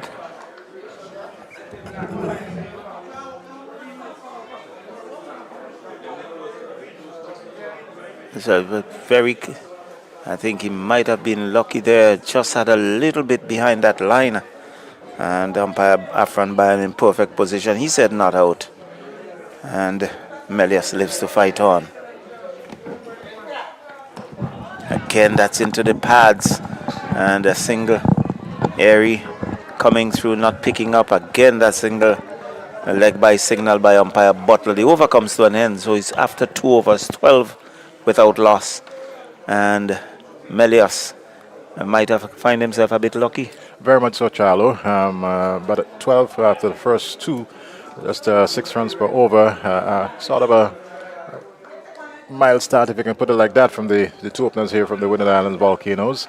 And they will certainly want to get the pace on. You don't want to have a situation later on down where you have a required run rate of 12 and 13 and 14 plus. Yes, of course, we know that there's some big hitters to come for the Winning Islands Volcanoes, but that start is so very much important in terms of immediately putting the opposition on that back foot. Definitely, and these two would want to do that both St. Lucians. They should know each other well. And we'd really want to put a good start on the cards for the Winwoods so that the others can build on. Sampal this time to bowl to Melius, and he's back in defense, just pushing it back up along the pitch. And no run resulting, 13 for no loss in this over number 3. So the ICC trophy, of course, here in St. Vincent and the Grenadines arrived yesterday at the Argyle International Airport. Today was on the windward side of the island. Well, in fact, prior to the start of the game, they had passed through for viewing and so they were on the field for a while. Worked through the mid-wicket area, and it's going to get close to that fence. Let's see if the fielder can pick it up. No, he can't. So that's 4 well-taken runs there by Melius, well-timed. Yeah, I think you do get value for your shots here at Park Hill. That was sweetly timed, and it raced over the outfield. 2 fielders trying to converge, but it went between both of them and across the ropes and into the fence for 4. That's the second boundary for Melius. So he would want to continue the good works for the Windward Islands. So Sampal back to the top of his mark. And some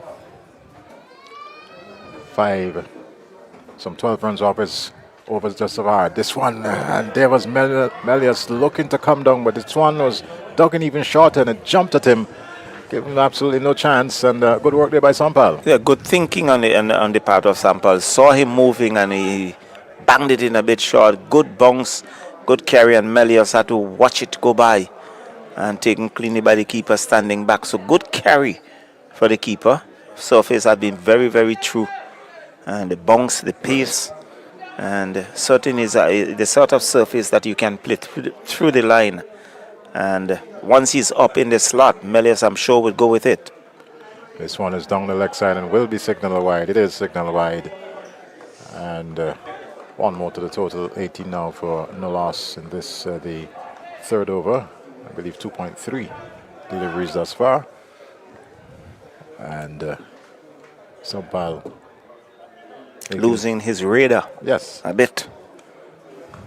I'm talking about losing the radar. We've lost a bit of the sunshine, but certainly that has not affected conditions here at Park Hill, as Sampal with that number 10 on his back outside the off stump and taking the pace off of that one, Sampal.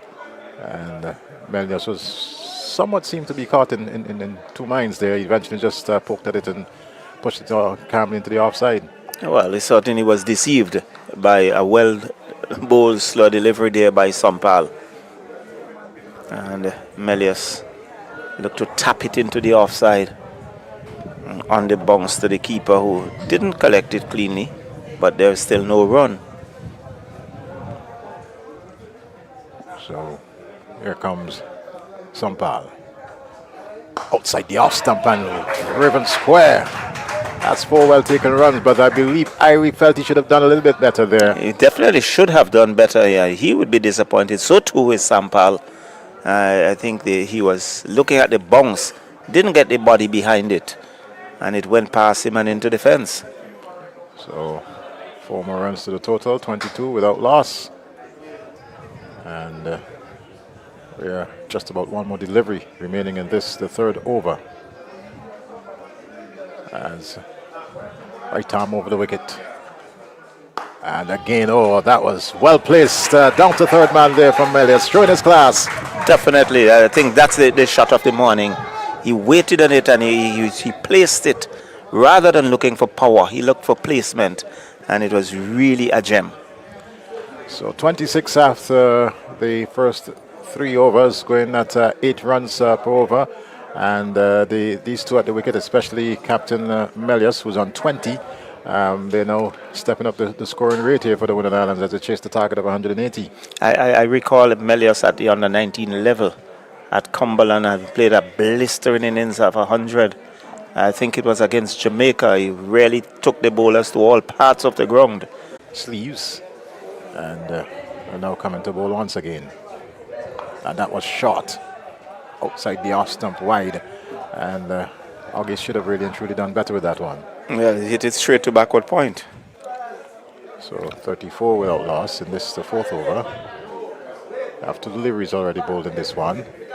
As Irie comes into August, and August, well, that was uppishly, and again, we see the not good feeling there from the Nepalese fielder. Certainly, I think this is an area that they'll have to work on going into the World Cup. They will have to do quite a bit of work in terms of their fielding, because we have seen so many lapses already, and you cannot afford to do that when you're playing against international teams.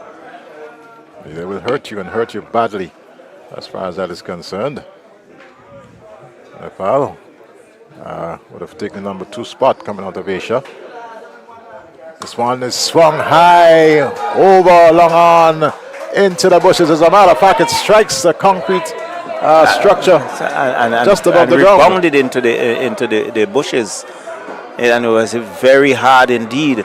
But I was going to make the point, very interestingly, because Airy has not tried to bowl this slow it up, flight the ball. He has pushed every delivery through, and they are actually playing him as a medium pacer, which makes life much easier for the batters. So true. Much more easier, Charlo. 41 without loss, and this the 5th over. And Melius settles Airy. Had a good innings in the first game, scored 50 plus. That would have carried the Nepalese team home, but this one is now driven into the offside. And playing that short extra cover position, comes around, picked up. Total remains on 41 without loss. Outside the off stump, and it was full pitched there from Airy. I think Melius was looking at the umpire, hoping that it would be a wide. Comes in once again. This one cracked, and 1-2 bounces into the long off area, and that's 4 well taken runs there from Melius. So Melius continued to show his intent, and he's been striking the ball very well indeed. Airy not flighting the delivery, pushing them through, and Melius likes it as it comes onto the bat very nicely, and he's capitalizing on every opportunity he gets. So after 5 overs, 45 for no wicket, and 9 runs exactly per over, the run rate for the Wooded Islands Volcanoes.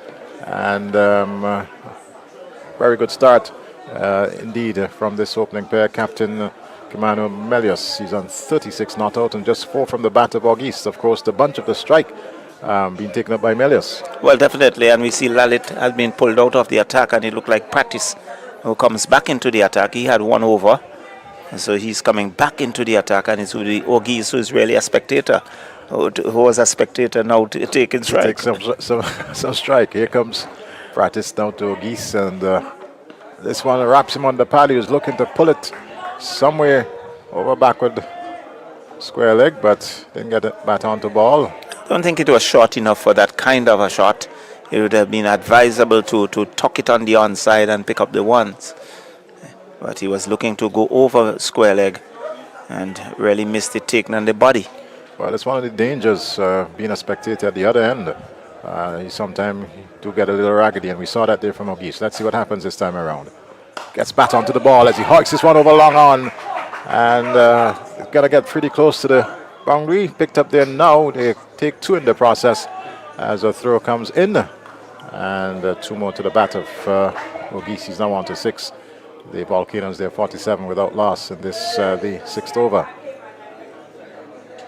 So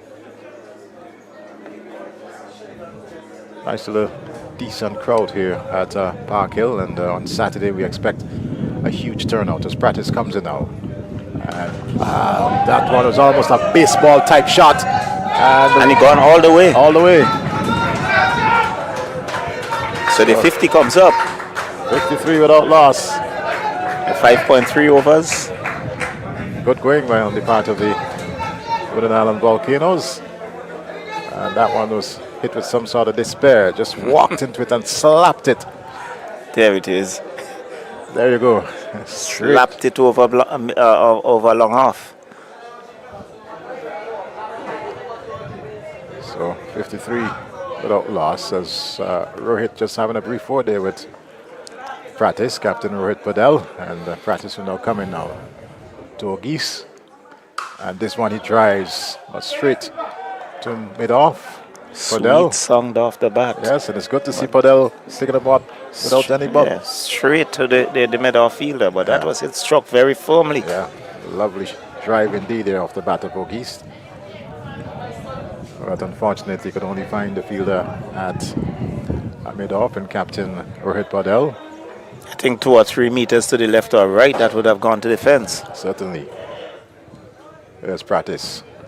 This one he pulls over mid-wicket. That is going to go out to the ground.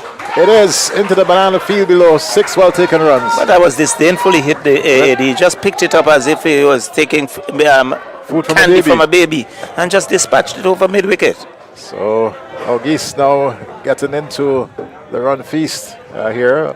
Of course, Captain Melius on 36, and there you see that pull way over mid-wicket. And 6 more runs to the total here for the Windward Islands, 59 without loss. Perhaps he's saying to his captain, you can do it, I can do it better. And really that was a disdainful shot. Without a doubt. So just 1 ball remaining in this, the 6th over. And they're over 10 runs per over at this point in time. The Windward Islands Volcanoes, as we await the return of the ball. Both batsmen there on screen are looking into the area, that mid-wicket area, where the ball went over. I'm yet to see any thing being done by the reserve umpire. So well, I think umpire Byam is down at the boundary edge looking over the wall. I'm not too sure. Perhaps there are some youngsters on that side going to retrieve the ball, and he's looking because we have not seen the third umpire as yet. So going out with any replacement.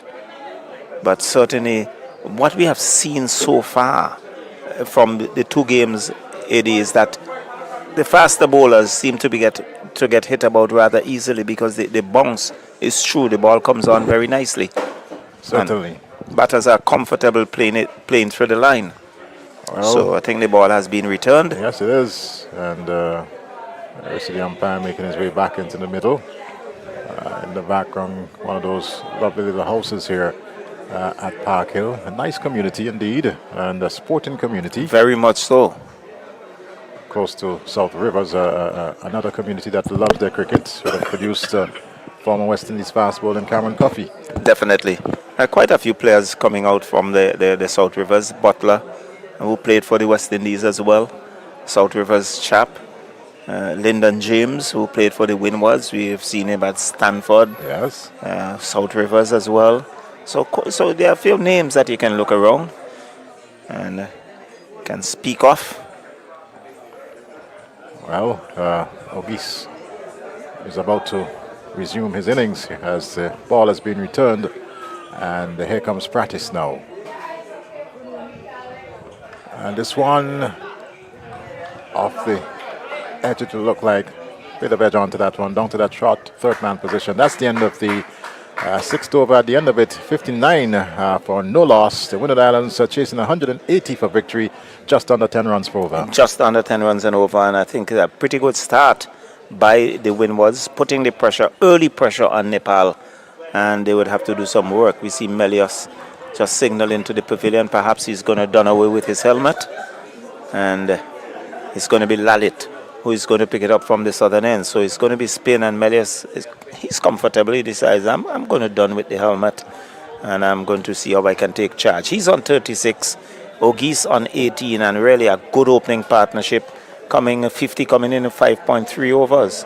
Well, it was a little slow for the openers, especially in the first 2 overs, but since that 3rd over, they've really taken to the attack of Nepal, and hence, of course, scoring at just about 10 runs over in the first 6. So Lalit being switched from the northern to the southern end as the breeze blows across the outfield, and this one spoons off the face of the bat, not immediately the pitch of it, but nonetheless fell into a harmless zone there for Melius. He got a single in the process, Charlo. Definitely a good delivery. Spinning across him is the left arm spinner, getting that one to go across the right hander. I think he was looking to tuck it on the onside, got a leading edge. So, Lalit it is to continue. This time to Ogist. Tries. And this one is going to beat the fielder. The bounce would have undid him there. And that's 4 more runs. Definitely, he was stepped hard. It bounced in front of the fielder. Short, diminutive guy. Bounce, he was jumping for all his worth. It went over his hands, across the ropes and into the fence for 4. So Ogis continue to enjoy taking the attack to Nepal. So here's Lalit once again. And this time he tries down to long off. And the fielder is on the fence there. 1 more to the total. 65 without loss. We're in over number 7. So the pressure definitely on the Nepalese team at this point in time. They'll want to see the back of one of these very, very soon. And there's Melius just gently tapping it into the onside. And Lalit seemed to be giving Melius a bit of a worry. Still was not to the pitch of that one, Charlo. Well, he was content to just defend. So let's see how he responds to this one.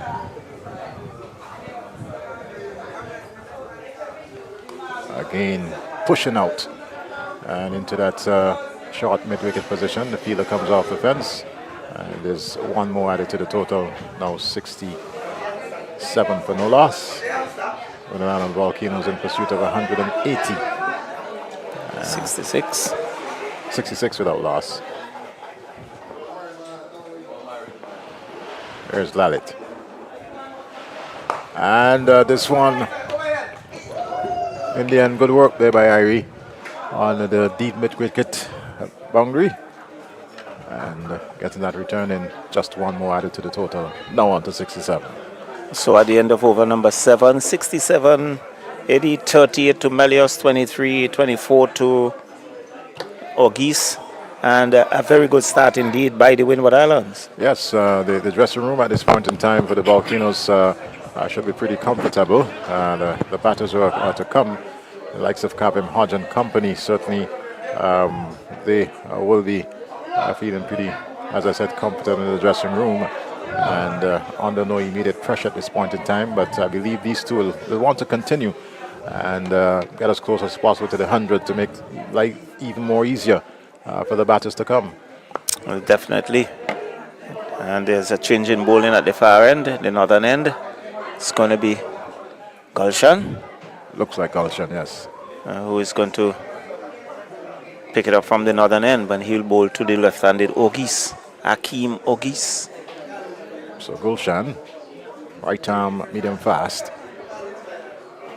to Ogis. Then Ogis just guides this one down to that short third man position and immediately off for the single. 1 more to the total, now 68 for no loss. The Wooden Island Volcanoes in this, the 8th over.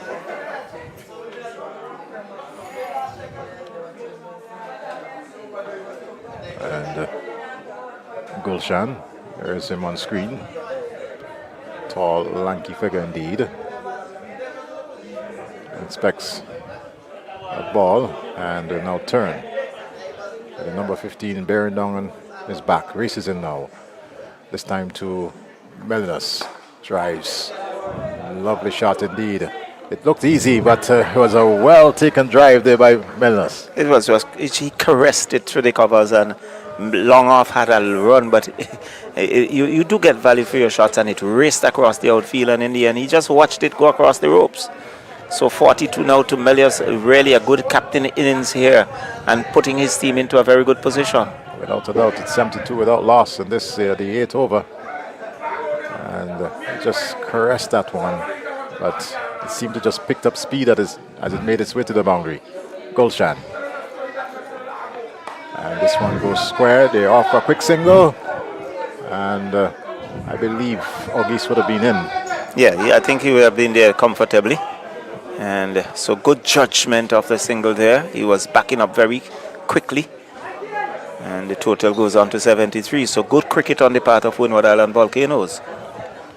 So the scoring rate is, I believe, exactly 10 runs are over there about. And Gulshan make his way back to the top of his mark.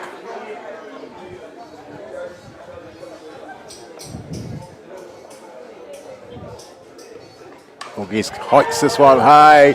Is he going to beat the fielder? No, he doesn't. And a good take and catch there, keeping his eye on the rope. So there goes Ogis, gone for 25, looking to clear the long offense, but didn't have enough on it. And slapping the pads as he make his way back, because he knew that there was an opportunity for him to probably press on and make even more for the Windward Islands today. Well, definitely, I think he just stroked it rather than really putting some power behind it. You saw that on the replay. He just stroked it and it went right a long way. And good judgment on the part of the fielder and taking that just in front of the ropes. And you can see him there just stabling himself as he looks down at the ropes. But so good judgment on the part of the fielder, and Ogis has to make his way back. Am I seeing his foot on the rope there? It's a bit difficult for us from this side to see, but I did a boundary check. Pretty close there, but Ogis is already back in the pavilion. There's no DSR here at Park Hill. We're just showing that for the benefit of our viewers. And new batsman is out. Stephen Pascal. Stefan Pascal. So 73 for the loss of one in this, the 8 over. But indeed a good start here for the Windward Islands. As Pascal to take his first knock. And beaten outside the off stump. He just pushed at it. Didn't really and truly move his feet there. Just pushed the bat to ball. And went through to wicketkeeper. Total remains on 73 for 1. And so a good partnership being broken there by Gulshan, as Ogis just stroked it and was caught on the long off boundary. He went for 25, and Pascal getting his first knock. Yes, first knock for these games thus far. And this one, looking to guide it between the wicketkeeper and that gully fielder. They didn't get anything onto it. That's the end of over number 9, and at the end of it is 73 for 1. Windward Islands chasing 180. They are. It's really the end of over number 8. Number 8.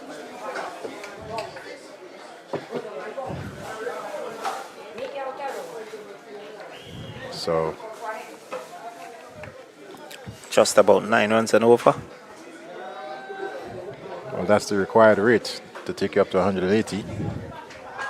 So they're winning a good clip, the Volcanoes, as Lalit will continue from the southern end.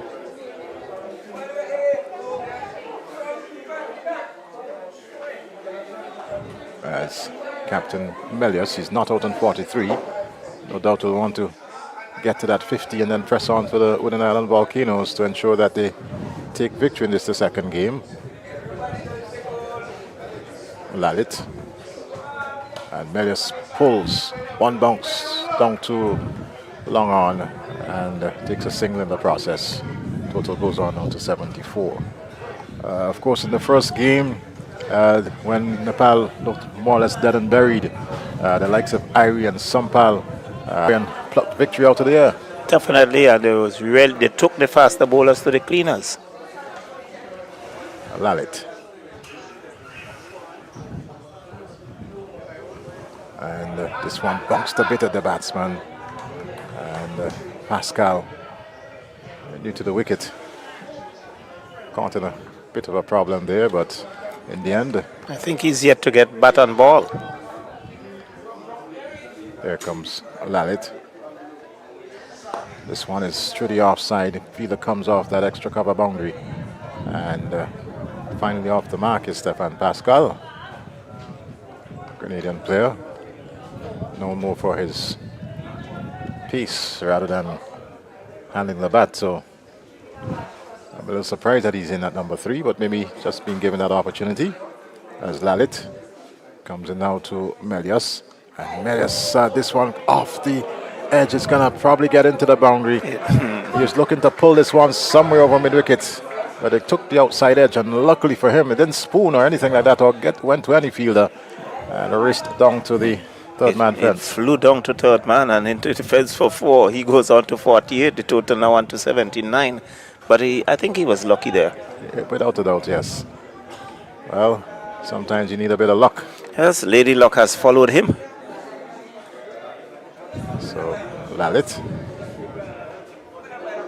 as I said, seemed to be creating a bit of a problem for, and there you see the return ball striking Pascal.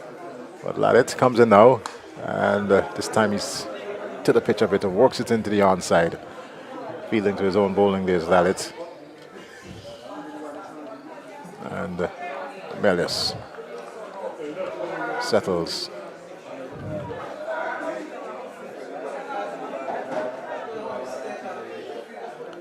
Delivery that he rocks back and just forces into the offside. And for a moment I thought he was going to go a little bit more to the left of Irie, but only found Irie in that cover position. That's the end of over number 9, and at the end of it it's 79 for 1. 79 for 1. So a good over indeed, I would say, on the part of Lalit, pulling things back a bit. And these two would have to just pace themselves as we look at a number of school children making their way into the pavilion. And it's very good for the youngsters to come and see cricket at this level. Nepal international team, of course, they're into their second World Cup in the Caribbean, and there you see even some of the young lasses being here at Park Hill. Charging down the wicket, there's Pascal. He gets one, and the fielders onto it. They're looking for the second, but that is not going to be. And total goes on now to 80. 80 for 1. And over number 10. And there we see some of the students. I believe they're from the Park Hill Government School. Just around a few feet, 100 yards away from here. As Gulshan motos in, and this time wrapping the pad there of Melius, and there was no appeal. That was outside the off stump, so no threat there to Melius. Just missed the ball completely. I think it was a little bit too casual there in terms of the way he approached that, and he has to be very mindful. As a captain, you would want to see your team home. Well, he's on 48, too short of that half century. As here comes Gulshan. And that's a loud appeal, but I believe the height there might have certainly helped Melius, but a good delivery from Gulshan. It continues to create a bit of a problem for the batters, and they threw for a leg by. Interesting to have a look at this replay. That's for the run out. There was absolutely no problem there, but I believe Melius was saved by the height that time around. Yes, because he was going back, and I think it was above the knee roll, and I think umpire Butler just indicating there the height. Yes. So Pascal will now take strike. Charges down the wicket and straight into the arms of the fielder there at that whitish long on position, and Nepal came in the second wicket. A good catch indeed. It was hit very firmly indeed, but straight to the fielder who judged it well. He charged the bowler.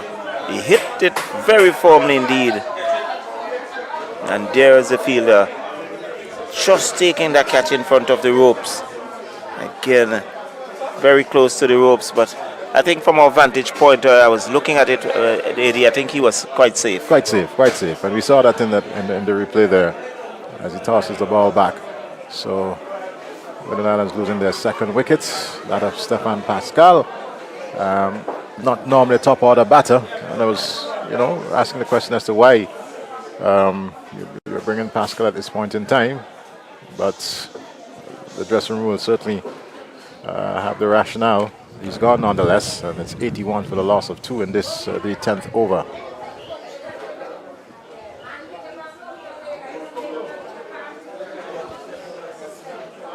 So Melius is still there. Kimani Melius.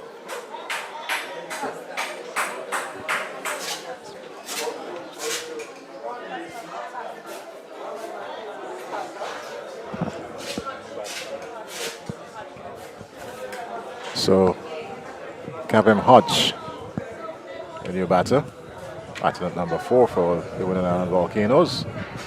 Gulshan in, and this one well played there by Hodge.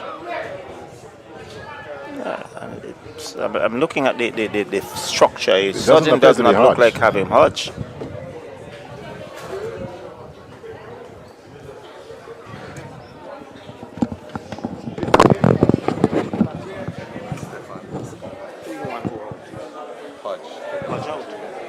Okay, Kabem Hodge was the batter who got out, and Pascal is now at the crease. So he's off the mark on 1, and well played here by Melius. He gets a single, he goes on to 49, and the total now on to 83. But Kabem Hodge was the batter who got out. Yeah. I was looking at the number and it says Kabem Hodge, and Pascal is now making his way out. He's on 1. So information being rectified with our scorers.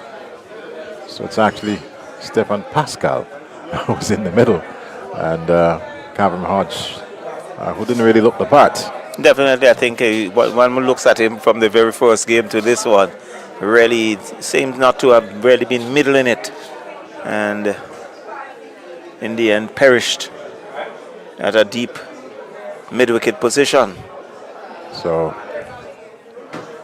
83 for the loss of 2. The Wooden Island Volcanoes, after some 10 overs, halfway mark, 180 required.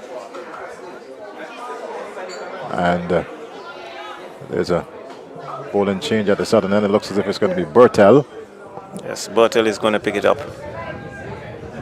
This time he'll be bowling to Melius, who's on 49.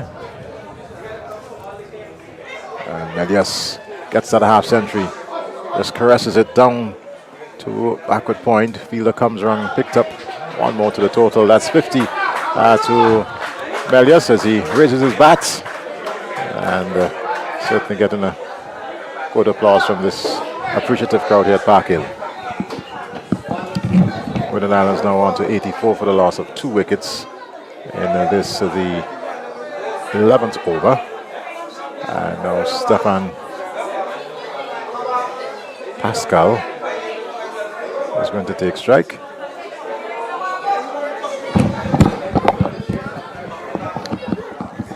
So here comes Bertel into Pascal. Pascal drives it into the offside. You can only find Irie, who's marshalling in that cover region.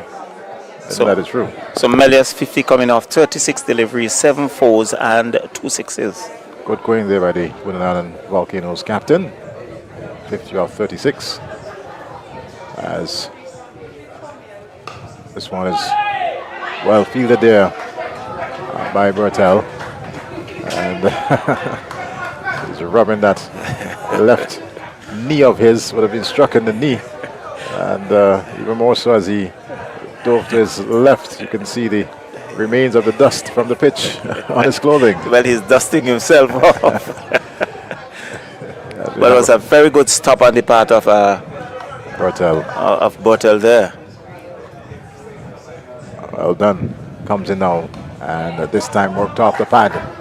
Fielder comes in on mid-wicket, and one more. Total now on to 85 for the loss of 2. So It's important that these two in Melius, as we look at this replay once again, there's Bertel coming off with a good save, and I think he would have probably struck his knee into the pitch. That's primarily what happened a while ago.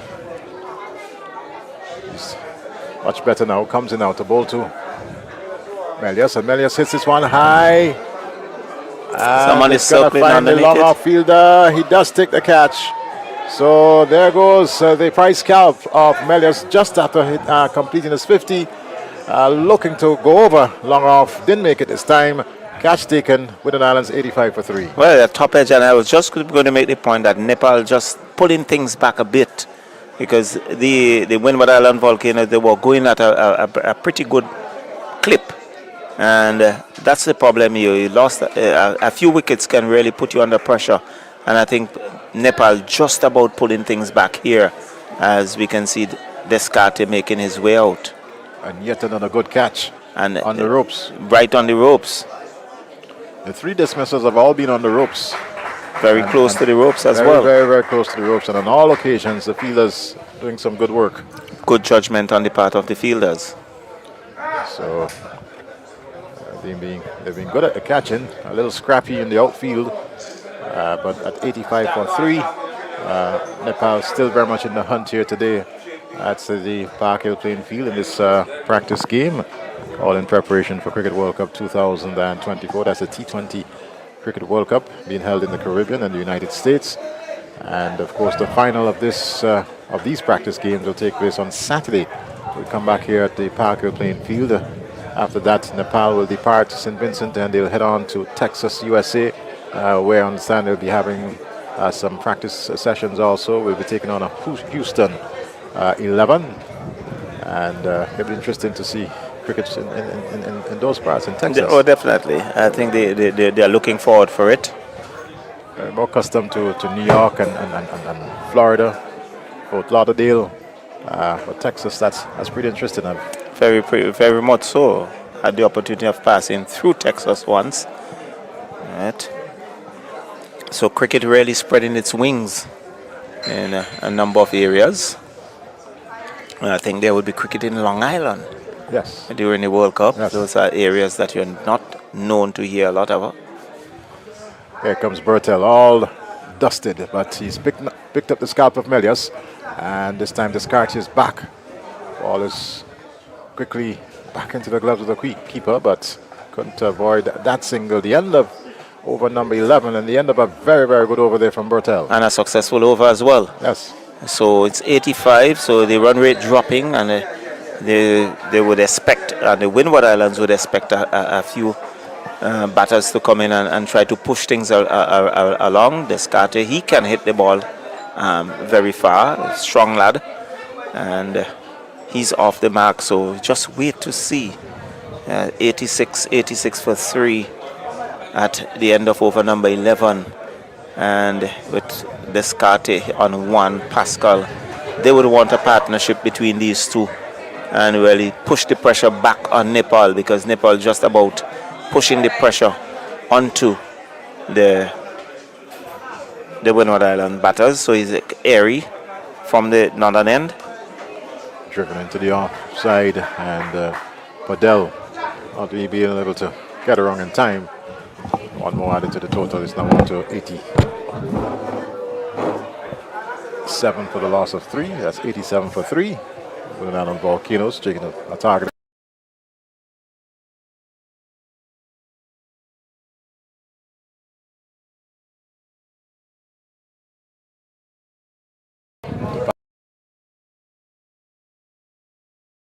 Fielder is off the boundary, and just one more resulting.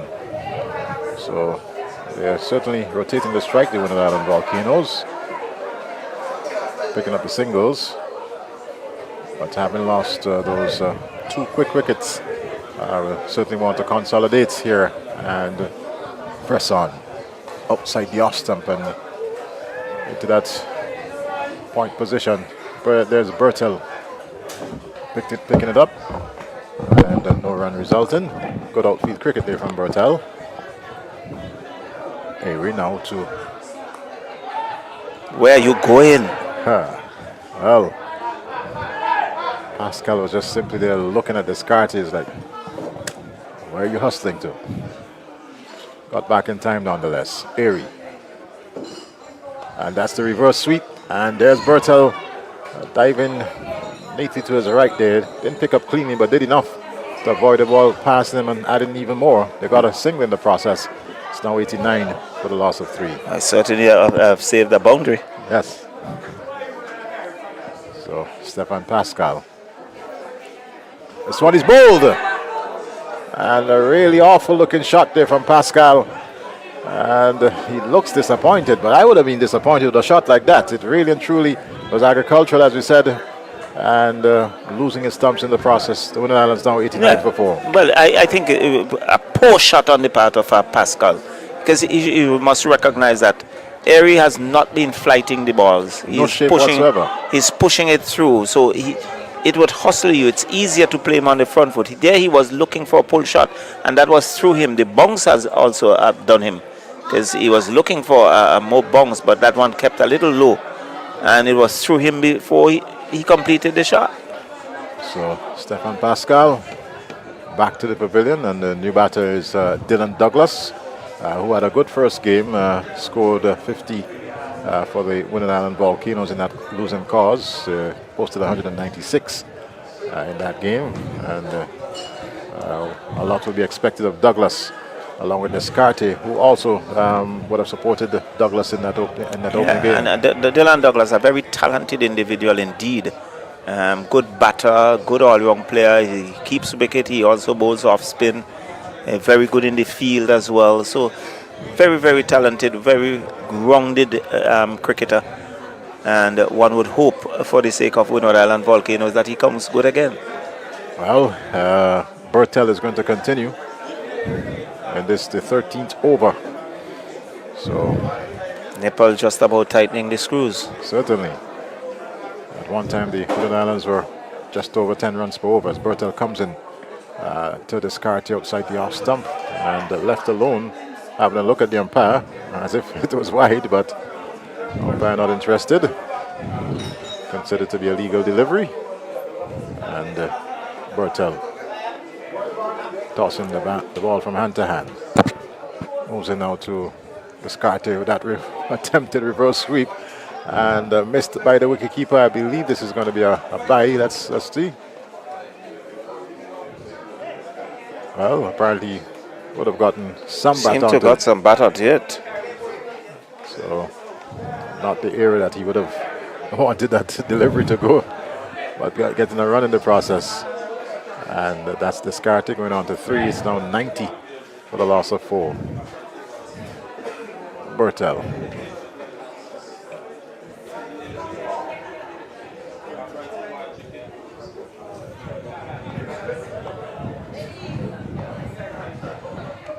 With his leg breaks. Comes in now.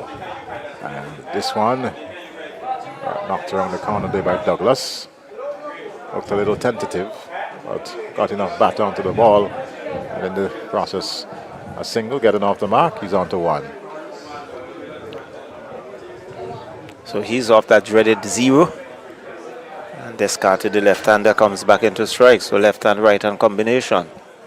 Fairly long run up here for Bertel. Comes in now to Descartes. This one hits into the arms of that's Rohit Podell, the captain. Yes. Out too long on. Good catch there from the Nepalese captain. And 91 for 5. Descartes, certainly who would have had a lot to offer to the Winning Island Volcanoes going back to the pavilion. Life might be a little bit more difficult going forward from here, Charlo. Well, certainly I think this will be very, very difficult. It looks like Ned who is making a result, but good running catch there by the captain. And took it. Their catching have been good, but their outground feeling has really, in some areas, left a lot to be desired. So that's Rohit Podell, Nepalese captain, leading from the front as far as that catch was concerned. He's had some scrappy moments in the outfield, but as you said, Charlo, they've taken every opportunity that they've come their way in terms of catches in the Nepal team. Definitely, and 4 of the batters have all been caught on the boundary. Yes. Except for Pascal, who was bowled playing a really atrocious shot. Certainly. So, Darren Ned, a new batter. And Bertel, who's picked up 2 wickets, will continue from the southern end. He came good at the bat in that first game. Almost single-handedly took the Nepal team home. Comes in now to bowl to Ned, and Ned is back. Just forces it into the offside. There's absolutely no run available. But you can see the buoyancy in terms of the Nepalis in the field. Yes. That's what success does. Without a doubt. As Bertel, with his leg breaks, coming out to bowl to Ned. And Ned drives down to long on, and that's long off, sorry. That's a well taken shot. 4 good runs there off the bat of Ned. Oh, definitely a beautiful shot by Ned. But looking at Bertel, he reminds me so much of Rashid Khan. The leg spinner. Yes. You're so correct, Charlo. That was tossed up, and Ned was launched into it and drove it sweetly through between extra cover and mid-off. And Captain Padel on did mid-off boundary, just watched it go across the ropes. And absolutely no chance there. So 95 for the loss of 5. That's the Volcanoes after 13 overs. And these 2 in the middle in Ned and Douglas. Ned has already shown that he has the ability, he has the class, and we know what Dylan Douglas can do. So all is not lost here for this Swindon Islands team. So Lalit comes back into the attack. Switching ends once again. Back to the northern end, the mountainous end, the hillside end here at the Park Hill playing field. Sun out in all its glory here this afternoon. But there's still that nice cooling breeze that's coming into our commentary position. Lalit. And this one, Douglas just works it calmly into the offside. The off for a quick single. Comfortably taken. Yes, Irie came around very quickly indeed. And picked up, quickly had the ball back into the gloves of his wicketkeeper, but couldn't avoid that run. 96 for 5.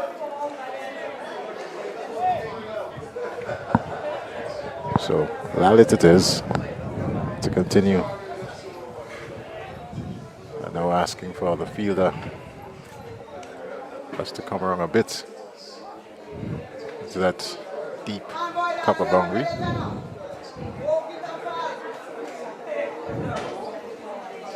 It's time to bowl to Ned.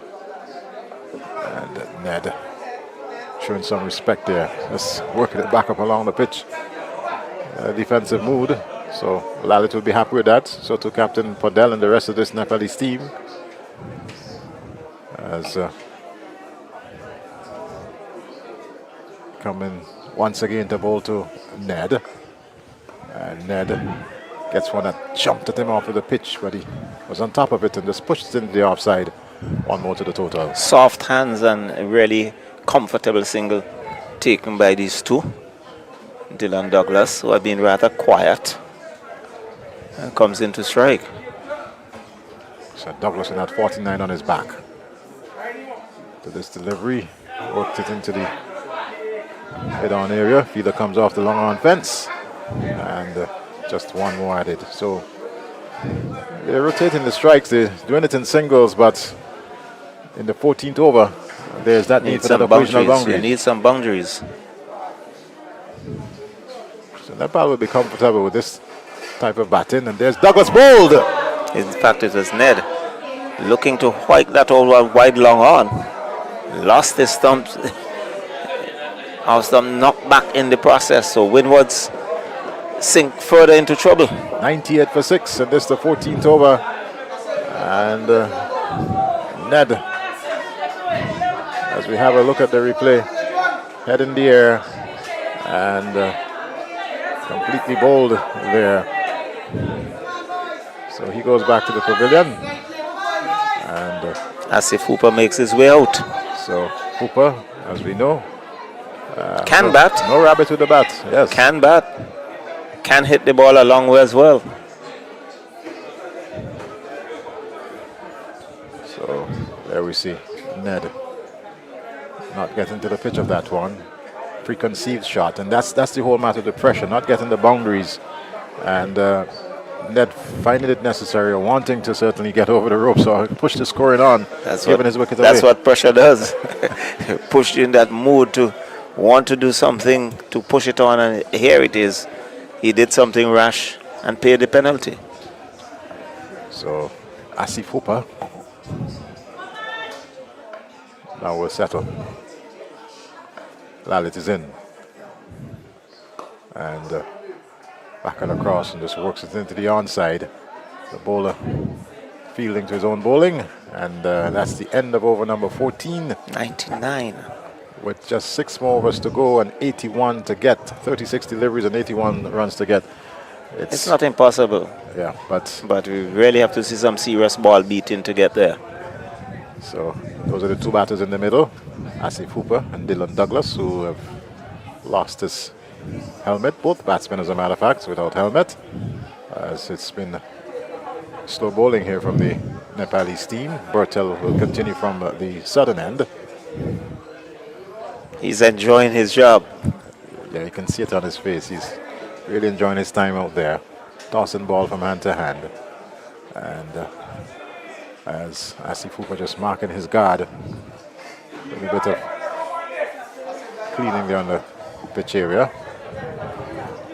And they now settle as Bertel, opening batter and doing some bowling. Hooper down the wicket, sweeps, and out caught. Good catch there by Airy. Their catching has been outstanding. So Asif Hooper being caught on the mid-wicket fence at 99 for 7. The writing appears to be on the wall for this Winter Island team. Straight into the arms there of Airy, making absolutely no mistake. And Nepal claiming their 7th wicket. The Volcanoes under pressure. Definitely, and Larry Edwards makes his way out. But their catching really have been outstanding. Well, it's one of the things that even during the break, we saw them doing a lot of practicing with regards to the catching, and certainly this paid off. And every single opportunity being presented here today off the bat of the Volcanoes player, as far as catches are concerned, being taken by this Nepal team. So 99 for 7. So one left-hander replacing the other, Larry Edwards.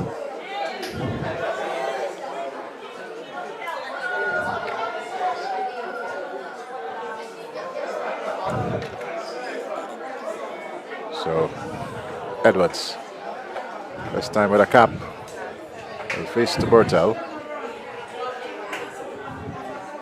And pushes into the offside, and again you see that misfield. That's an area that they certainly have to work on, this Nepal team. Fortunately, it didn't go far. Didn't give away an extra run. But their ground feeling has been very poor.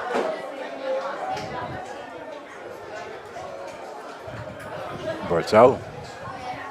Edwards tucks it into that mid-wicket position, short mid-wicket. And the 2 fielders converging on it, and Lalit and Airy winning the run, or the race, I should say. Airy. Exuberant Airy.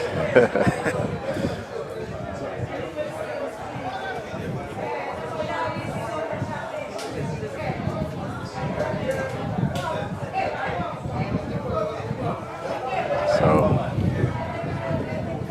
but that will continue as the 100 is on the board for the Volcanoes, but they need another 80 to get victory here today. Only 3 wickets in hand.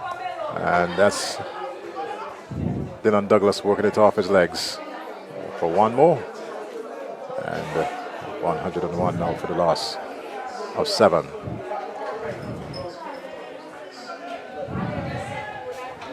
So from a stage of 70 without loss to 101 for 7. Some 31 runs. Yeah, not good work there for the Winter Island team. As Bertel now will come in to bowl to Larry Edward, and Edward looking to just work this one somewhere between that point and short third man position and get any batter onto the ball and into the gloves there of the keeper. Still 101 for 7. Bertel. And this one is driven to that mid-on position, and well, had he struck the stump there, it might have very well been interesting scenario for the certainly winners. it would have been. And Edwards, he goes on to 102, so some 78 runs still needed. But 5 overs to go. So 30, 78 from 30. Not a situation where you need more than 2 runs and over. right. So it's going to be a big axe, particularly when you have the lower order. Well, it's exactly 14 runs per over. With Douglas being the main batter, but he's at the non-striker's end. Well, it's 78, sorry. It's more than 14 runs per over, Charlo. 14 point. Try to do the math. 15.6 runs per over. So it's a tall order for this Winning Islands team, as we see there's a bit of a delay. Both batters having a look at the players' pavilion, and helmet is now being brought out as it's going to be Gulshan being reintroduced into the attack. So with the pace of Gulshan, batters, of course, making sure that they have that protective headgear in their helmets. And there we see, just having a look at the wonderful surroundings here at Park Hill. Lone play all the way out in that deep position. That's Sumpal. But Gulshan is going to continue with the bowling here for the Nepal team.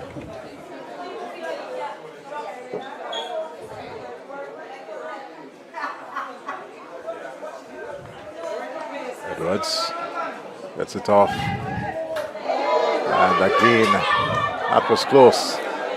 Had that struck, he certainly would have been making his way back to the pavilion. But there's urgency on the part of Douglas to get the strike. We noticed that, definite urgency. And he's a player who can certainly turn it around for the Winning Island Volcanoes. Certainly something that the crowd would enjoy at this particular moment, if Douglas can really to get into his strides and take the bowlers on. There he goes. High, hard, that's into the hills, that's 6 runs. Wonderful shot off the bat. Well, I just mentioned it. I just mentioned it and the crowd erupted. So, Dylan Douglas showing his intention. We're into the 16th over, 4 more after this. And that was literally climbing the mountain. Well, definitely, and there must be a replacement ball because you're not going to get there. There's no way you're going to retrieve the ball out of there. As you have a look at that replay, high and hard over long on and into the bushed area, that hilly bushed area here at Park Hill. There's no way you're going to find that ball, as we see already in the middle. The umpire receiving the reserve ball, that's umpire Butler. Just having a look at it and tosses it on now to Gulshan.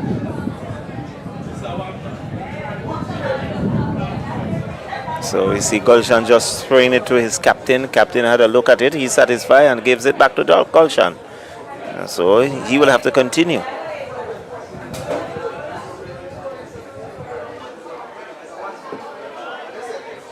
Gulshan breaks into his stride now. The ball to Douglas again.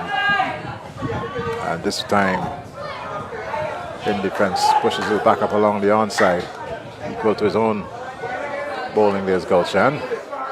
And some good fielding there on the leg side. Total remains at 109 for 7. So a lot depends on Douglas here for the Winter Island Volcanoes.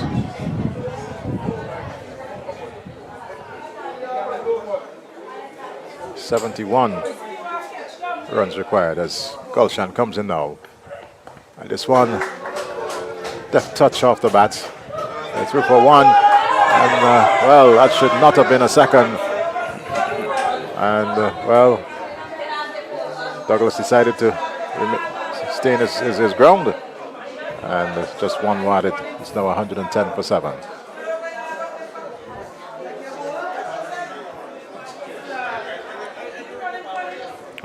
But you see, it's good field placing on the part of the captain Padu. He had the third man right in place, so it was neatly played by Douglas, but it was only kept to a single. That's Edwards punching into the onside, and they'll pick up another single. The Volcanoes. Lord Nelson, yes. 1-1-1. 111. Skipping a hop. Famous David Shepherd. Yes.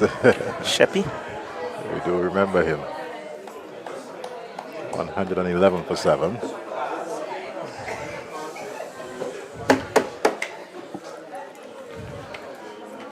As Gulshan comes in now to bowl, this time to Dylan Douglas, and Douglas is bowled. Slow delivery. Deceived. And I think that's the writing on the wall for the Windwards. Well, Nelson had his say. Very much so. And they see Otney Lewis making his way out.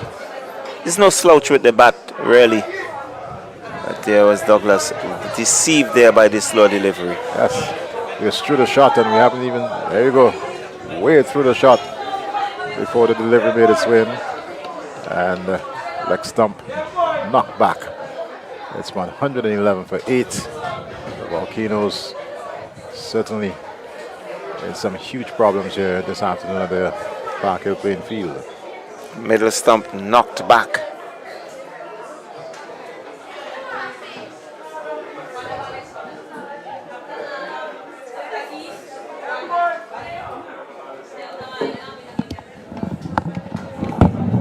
So some 16 overs completed.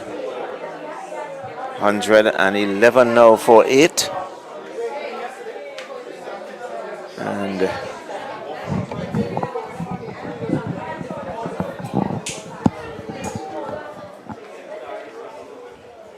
so Otney Lewis, the new batter, in, and with just 4 overs to go, some 24 deliveries, 79 runs required, 2 wickets in hand. It's a mountain to climb here this afternoon for the Winter Island Volcanoes in this practice game. 111 for 8. As change in bowling from the southern end, as Bertel would have finished his spell.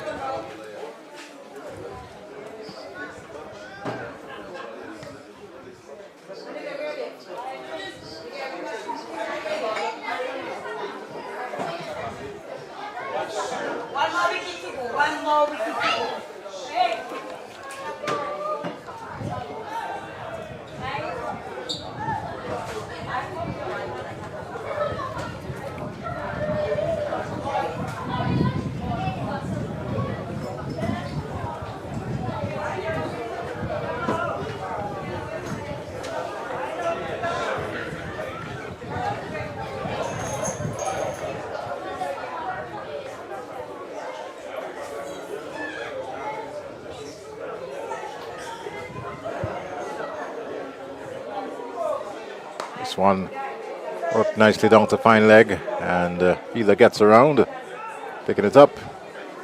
So 1 more to the total there for the Winter Island Volcanoes. Is it Bohara? It is Bohara. who's bowling from the southern end.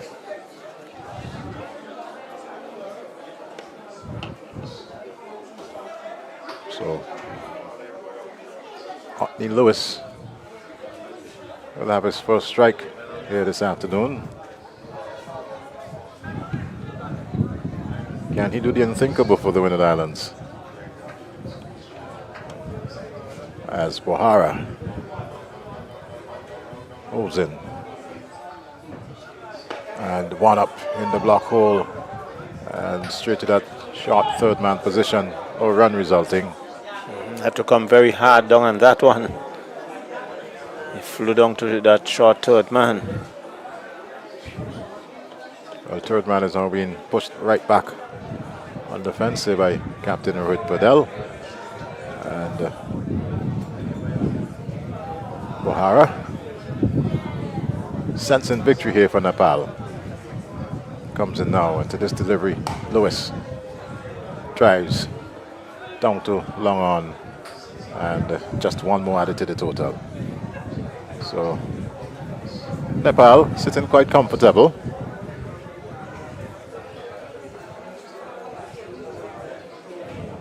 And certainly the Volcanoes, in terms of the shot selection, that's where they would have faltered. Definitely.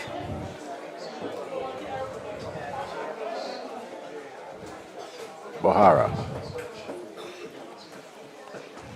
to continue from the southern end. Bowling to Larry Edwards, and Edwards He's slapping that. but Tennis style. again is just that single. Nepal would not be hurt by these singles. They're content to just give away the singles. The boundaries are not coming.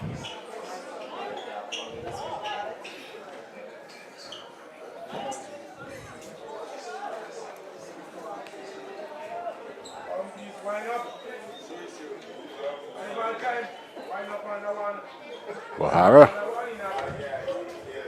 comes in yet again to bowl to Otney Lewis. Lewis gets one right up. And Smart bowling on the part of Bohara. yes, so that's the end of over number 17. And at the end of it, 114 for the loss of 8.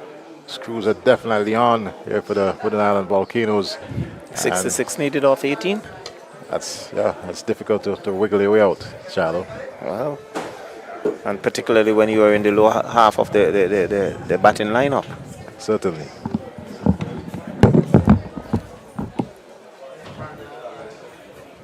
So, Lewis.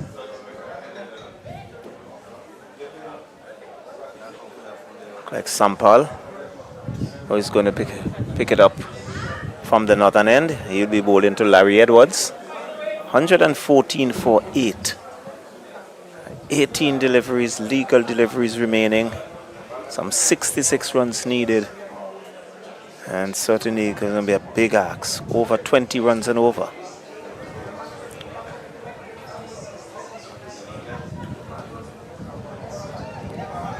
Sampal. Edwards looking to pull that out to square leg. Not timing it well, he gets a single. The total goes on to 115. And Edwards with that, he goes on to 7. Lewis and 1 comes into strike. 115 for 8. And Nepal sensing victory here at Park Hill in the second practice game. They won the first by some 4 wickets. And when it all looks dead and buried, Airy and Sampal really pulled them out of the hole and saw them home to victory. Sampal to Lewis. And he's fanning at that as if switching at a fly. Misses and taken cleanly by the keeper. Well, it's ironic you mentioned Sampal and Airy pulling Nepal out of the hole. Well, the depths of the Wooden Islands at this point in time, Edwards and Lewis certainly will find it very, very difficult to get their way. Definitely. Out of the mire that they're in at this point in time. So, Lewis Larry Edwards called him down, had a word with him. The tall right-hander now settles. And he's slipping that high and hard. That's gone. Clearing the thing that's landed somewhere on one of the park buses. Well, That not an end. Hope that there are no broken glasses. let's to hope such is not the case. And a big blow off the bat there of Otney Lewis. And just awaiting the return of the ball. It's 121 for 8. But that was really a lusty blow there from Lewis. Just not getting into the slot. And I know that he can bat. I've seen him at the local VPL. And Sampal would want to make amends. Lewis tucks at that. This would beat the fine leg into the fence. 4 runs. Let's wait. Is there a signal from umpire? Yes, a leg by signal now by umpire Butler. And the total goes on to 125. Sampal losing his radar there. And Lewis looking to glance that, brushing his pad in the process, beating the keeper and down to the fence for 4. Well, the boundaries will do it for the Winter Island Volcanoes. They'll keep it up. They need to keep it up, I should say. Yes, bringing a bit of excitement to the crowd here at Park Hill. Otney Lewis, Aka Geese. You can hear the words of encouragement calling out to Geese to do something. And he swings and misses. And a wild swing, luckily for him. Well, it's quite clear. He's just decided to throw the kitchen sink at everything. Que sera, sera. What will be, will be. Yes. If I connect, I connect. And Sampal, rather businesslike, gets back to his mark very quickly. Quite a diminutive bowler he is. To Lewis. That's in the air. Someone who's circling underneath it. This could be dangerous.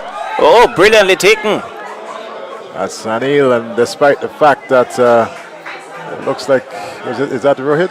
I see Anil was coming in from the backward point. The other fielder, he was running back. Anil was in the better position, but really took the catch. I'm sure he would have seen the fielder in his eye line.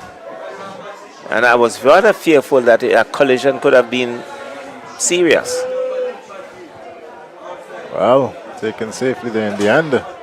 No damage. Only damage is to the Winter Island Volcanoes as they sink even further. And they're facing down the barrel of defeat here this afternoon.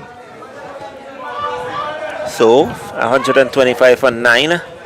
There it is. Let's look at it.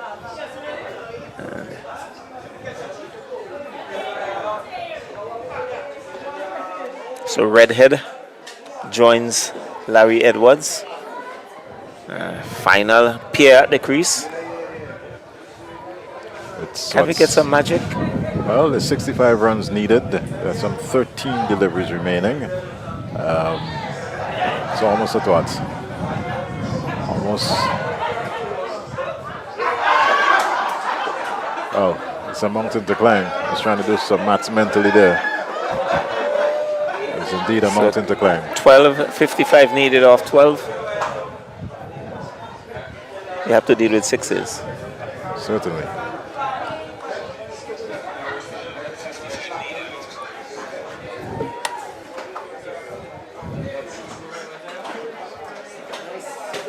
This one is worked on to the onside, offside there by Edward.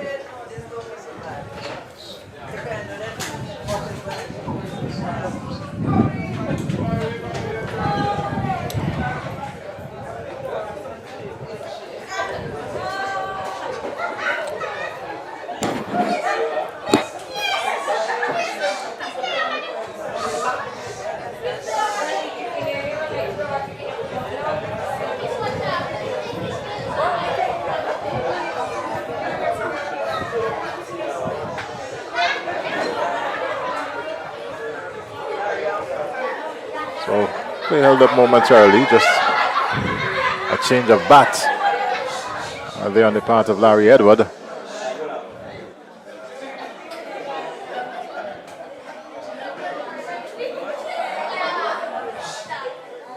So Edwards getting a new bat.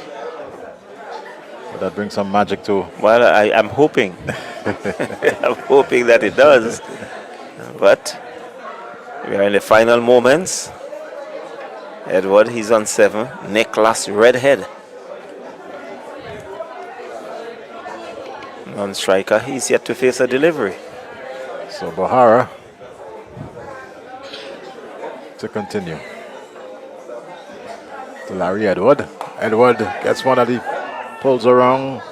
And in the end, not so much good work. That's 4 runs.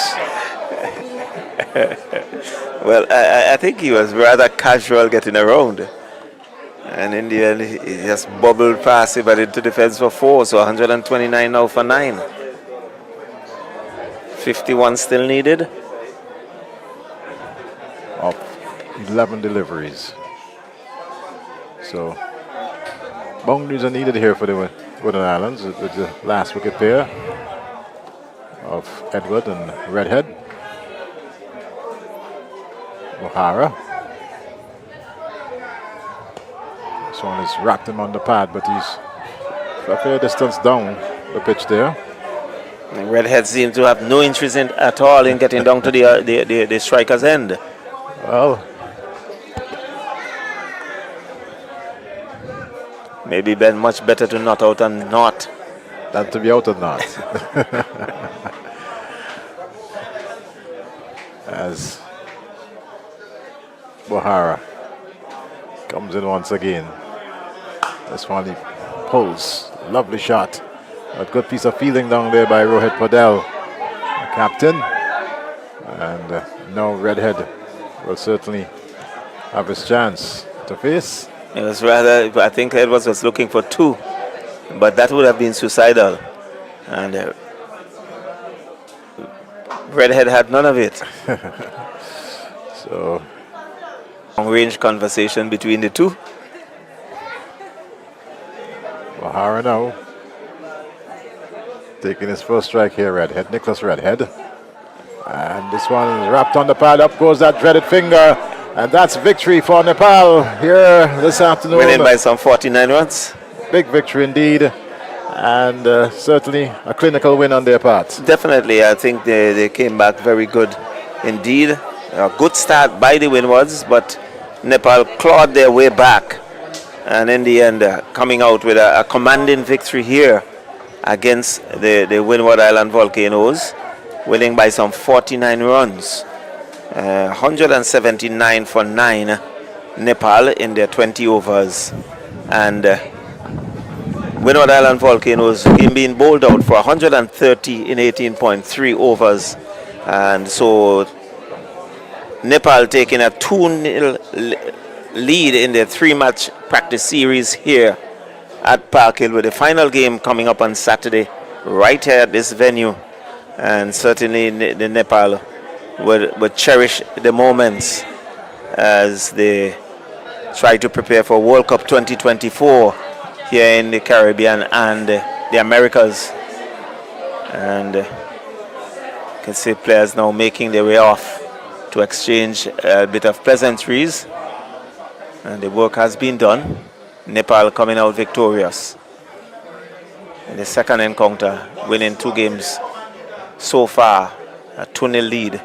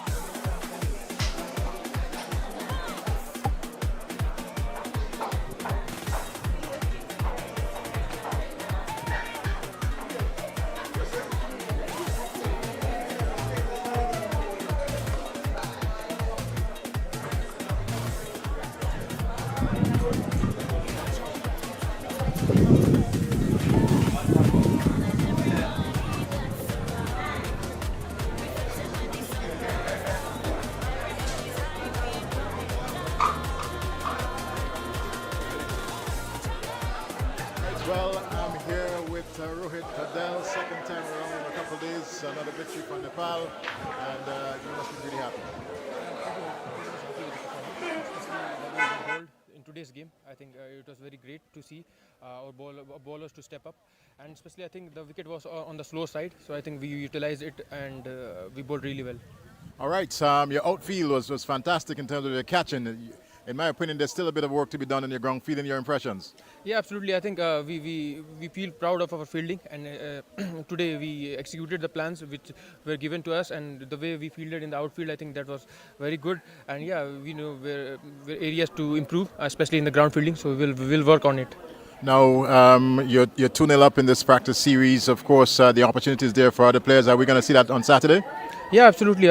We won the 2 games, but still we want to win this series by 3-0. And yeah, at the same time we want to give opportunity to the few players also. So we'll try that also. And yeah, we want to finish this series on high note. No, you're going to be playing your games here in St. Vincent and the Grenadines, quite naturally acclimatizing and getting accustomed to the conditions here. What is the feel in the camp generally? Yeah, absolutely. The main plan was to come here and be used to the clock, and especially the way we are utilizing this, and we are getting used to this St. Vincent condition and climate. I think it will help us in the tournament, especially in the second half of the tournament, where we will play our 2 games here against South Africa and Bangladesh. So yeah, I think it's a good preparation for us. I don't know if you've gotten a chance just yet to soak up any bit of this lovely country of ours. Yeah, absolutely. I think tomorrow we'll go and look at St. Vincent, how lovely it is, and looking at where we stay in the hotel, it looks very nice. So we will go tomorrow and explore. Padel, all the best, and congratulations, and thanks for being a part of what's happening here in St. Vincent and the Grenadines. Thank you so much. Thanks so much. Rohit Padel, the captain of the Nepal team, victorious today, a 49-run victory, a more commanding victory. That was the case on the first game that was played last Tuesday here at Park Hill. Certainly it's a pleasure, bringing it to you here on VC3. We had to say thanks to our production team, but to all you folks who followed us on our Facebook Live, on our YouTube channel, those who watched it here on channel 114 here in SVG. Don't forget, of course, Cricket World Cup, very much part of St. Vincent and the Grenadines. We're hosting 5 T20 games. And as you noticed, the light towers, they're up at Arnesvale. Of course, the installation with regards to the lights are continuing. The preparations for Cricket World Cup in St. Vincent and the Grenadines definitely ongoing. So you go get your tickets at Career City Store. You can also go online and purchase those tickets for Cricket World Cup 2024. Got to thank, of course, Cecil Charles and the entire production team here today. Thanks for being a part of it. And we'll be back with you, of course, on Saturday for the final game when Nepal will engage the Willen Island Volcanoes at a practice game here at Park Hill.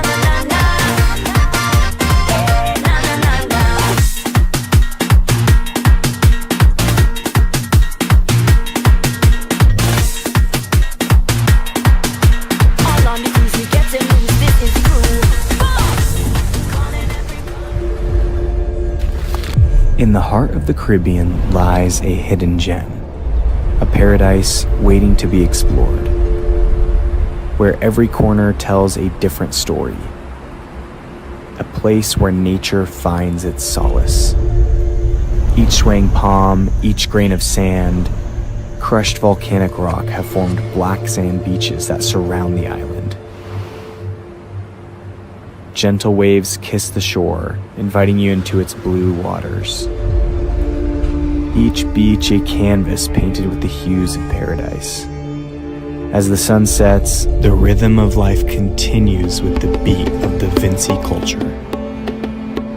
In St. Vincent and the Grenadines, every moment is a testament to the beauty of nature and the depth of the Caribbean heritage.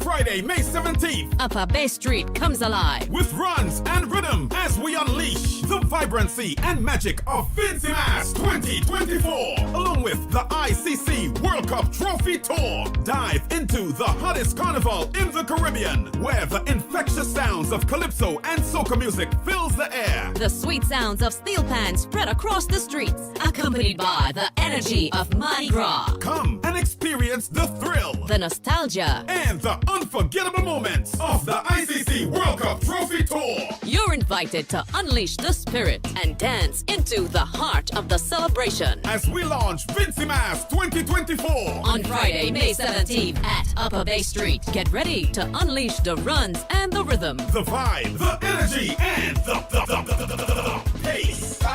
Carnival again, say we love play. Martin we vain, say we love play. Well,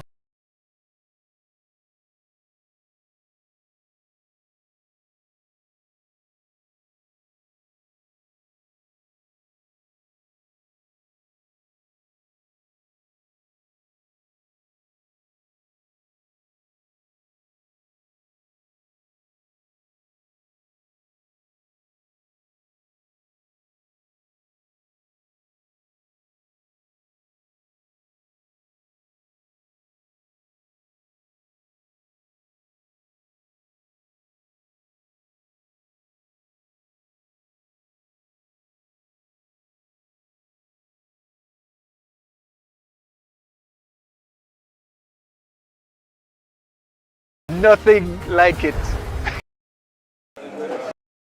keeper. Bayam. Total goes on to 2. 2 without loss. As Hodge once more in. He's looking to sweep top head. Someone is coming wrong. And here he goes, looking to sweep that. Got a top edge. Slip moving around to a leg slip position. Took the catch. And Asif makes his way back. So a bad start here for Nepal. 2 for 1. As Asif looking to sweep.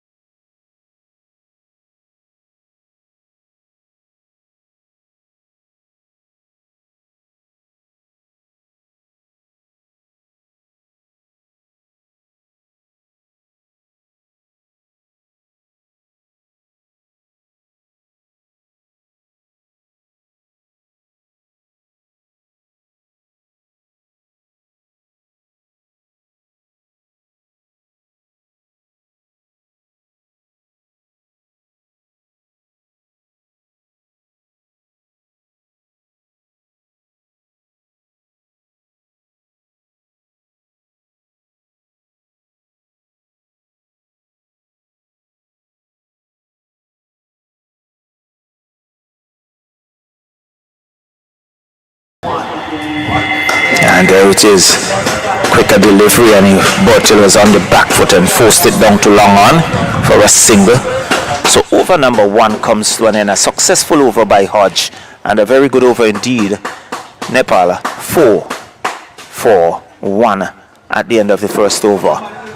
So it looks like Redhead going to pick it up from the northern end.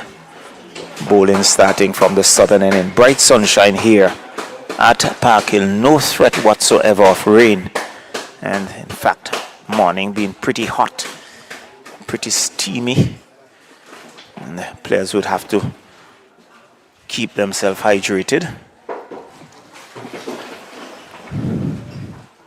So it's going to be Bertil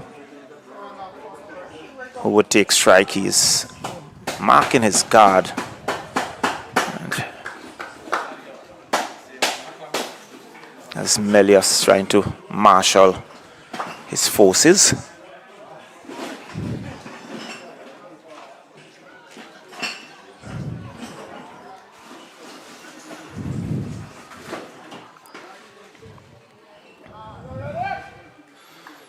So Redhead just from the 30-yard circle. Driven sweetly through covers by Bertil. He likes it coming onto the bat. That was pitched up, and he was in the approved fashion, driving it past extra cover, who just watched it go past him and into the fence for 4. The total now goes on to 8. And Bertil, with that, he goes on to 6.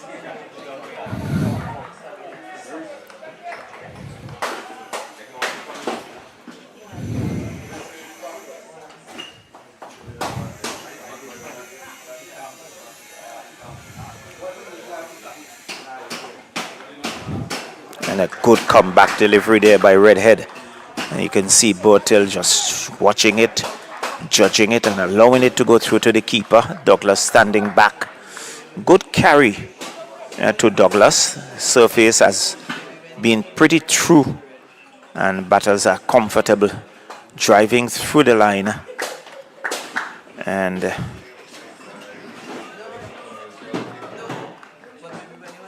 Bertil would like that.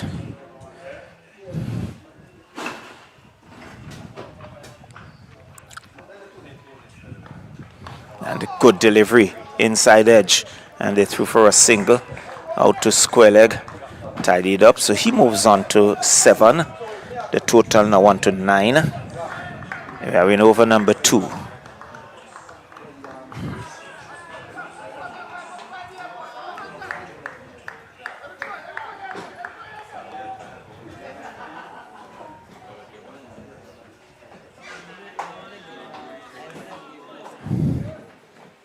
So Anil, who is on 1, comes into strike.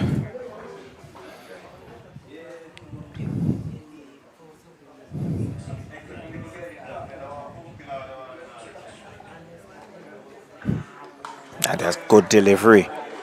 And rising, I think Anil had to pull that hand off, hitting more to the shoulder of the bat. And he's doing some adjustments to his pad, now replacing his mittens. So having been struck for a boundary of the very first delivery of his over, Redhead has come back pretty strongly and just trying to tighten things up. And he's guiding that down to third man. Lewis is down there, Fields, and they threw for a single. The total now goes into double figures. It's on 10 for 1. I think 1 delivery remaining in this over. I'm sure that Redhead would want to finish very strong, and Bertil may have other ideas. He's on 7. With him is Anil, who is on 2. 1 extra, having lost Asif for a duck.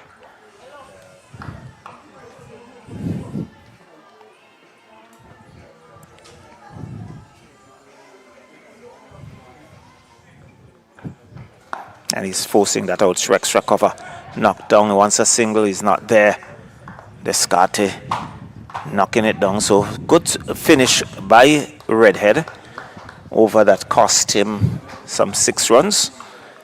And at the end of over number 2, it's 10 for 1. And Hodge would pick it up from the southern end. This will be his second over number 3. So Nepal within the toss and batting here. And Windward's now looking, Hodge doing some adjustments, strengthening that offside. But it is driving past extra cover 4 runs. That was tossed up and he drove it. It was intentional in the air between the square cover and extra cover and down to the boundary for 4. Total now on to 14 and he goes on to 11. He's driving down to long on the bounce.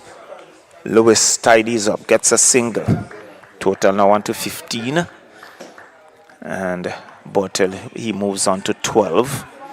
So Anil comes into, it was Anil who had that boundary rather. Bottle down the track, lifts it out to long on, and beautiful piece of work by Lewis long on the long on boundary. They come back for the second. So he has saved himself, saved the team 2 runs.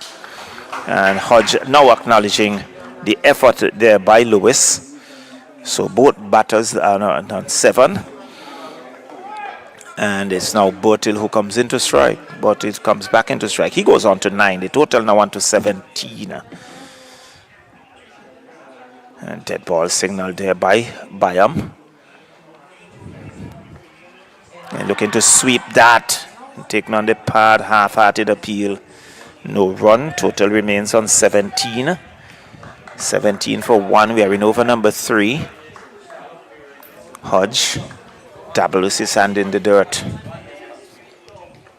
But goes Bertil. Out to backward point. Milias covering ground to his right. Fields no run. So a dot goes into the scorecard.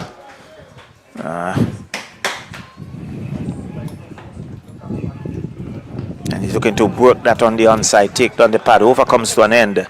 Some 7 runs in that over. So 17 for 1 at the end of over number 3. So Hodge finishing his second over. So 2 overs, 1 for 11. Redhead 1 over for 6. And he will pick it up from the northern end. So one noticeable change from the Windward Island Volcanoes is that they have left out one of their faster bowlers and they have included the off spinner.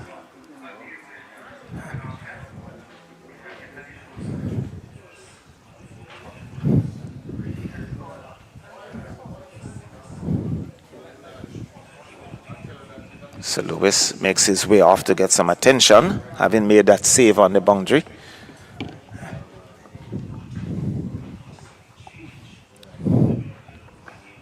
And it is driving out through extra cover.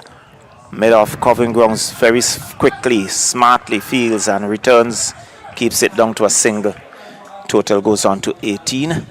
So Anil with that single, he goes on to 8. And it's Bertil who is on 9. Comes into strike. 18 for 1. We are in over number 4.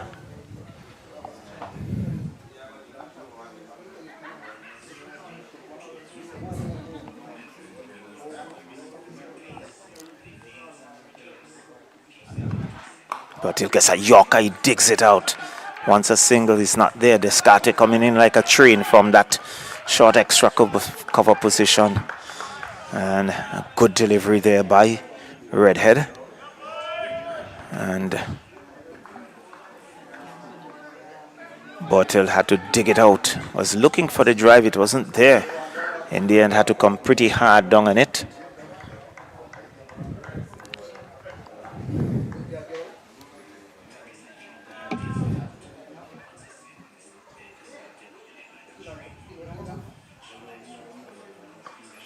But he's driving out to mid-off. Once a single, this could be dangerous. And he misses. Had that hit, he certainly would have been walking back to the pavilion. He goes into double figures. He's now 10, the total onto 19. Very risky single there taken by Bortel. But fortunately for him, mid-off had it through and missed. So Anil comes back into strike. He's on 8. Bortel, the non-striker, is on 10. 19 for 1. Still in over number 4.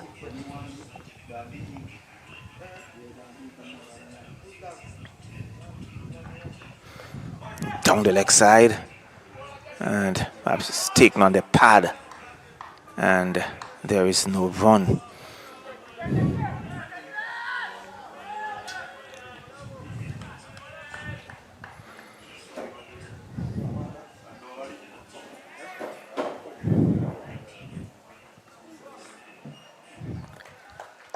Lovely sunshine here at Park Hill.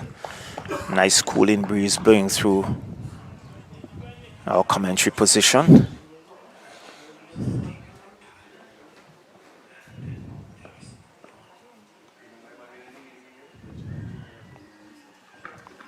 This time he's looking to drive. Aerial shot, clearing defense. It gone all the way. That's 6.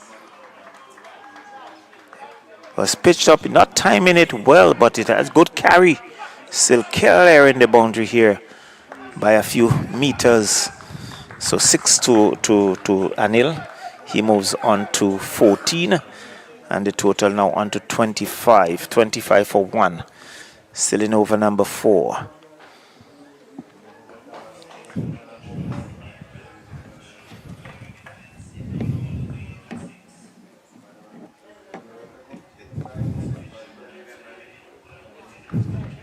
I guess a Yorker, he takes it out. They go through for 1. The return comes in once more. Knocked down there by Redhead. And they threw for a single again. Very suicidal single, but fortunately he got away with it. So at the end of over number 4, the total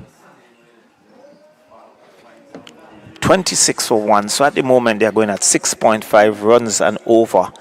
Windwards would feel very happy with that.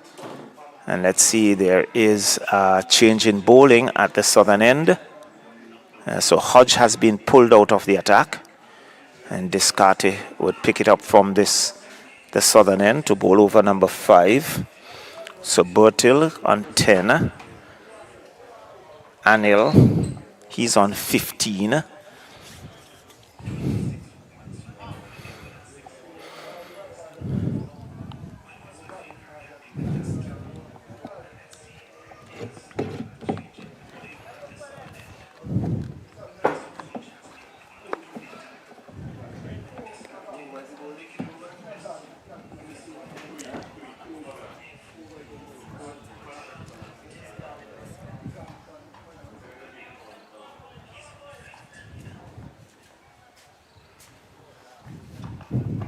He's driving off the outside edge, just short of third man, who knocks it down. He gets a single.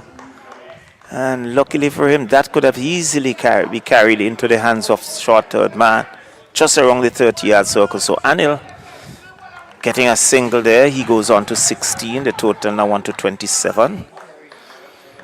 27 for 1 as Bortil comes back into strike. Driving square, but there's a sweeper on the boundary and keeps it down to a single. Total now on to 28, but it goes on to 11. Anil, who is on 16, comes back into strike, so there's rotation of the strike here at Park Hill. And that was short, and he bangs. He was using his feet. And he saw it. I saw him advancing, dropped it short, but he got on top of it and hammered it between the backward point and extra cover. And he picked up a boundary. So he's taking the aggression. He's been the aggressor, taking his total, his tally now on to 20, total on to 32.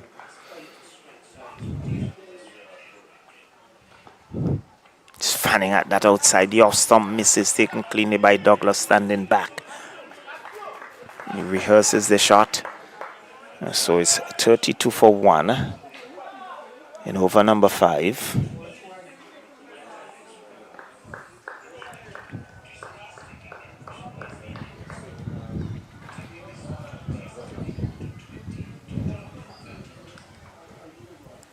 Shadrach Descarte.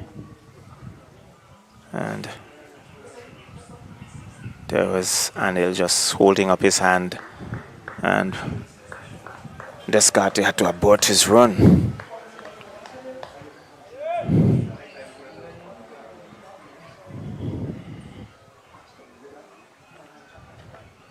His drive in the air. This would clear the fence. It does. That's 6.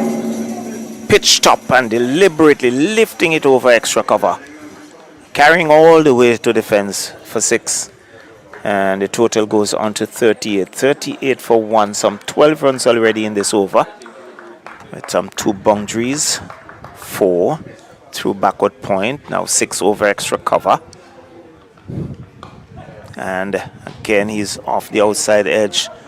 Down to a wide third man on the boundary. Keeps it down to a single. Total goes on to 39. So Anil goes on to 27. So he's taking the bulk of the deliveries and doing the scoring. Bertil playing the holding role. 27 to Anil, 11 to Bertil. And let's see who is going to pick it up from this the northern end. It appears as if it's going to be Larry Edwards.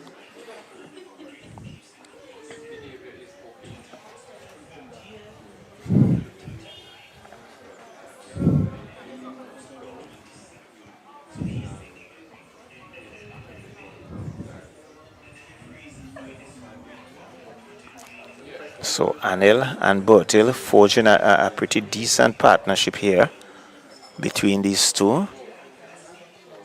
Some 37 run partnership.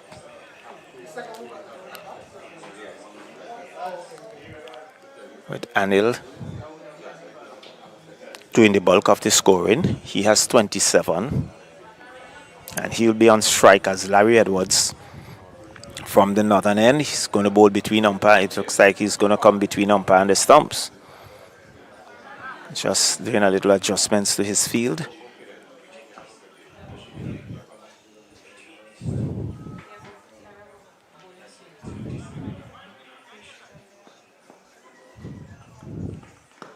He's tipped on the pad. Again, half-hearted appeal. And they're looking to work it on the onside. And there is no run.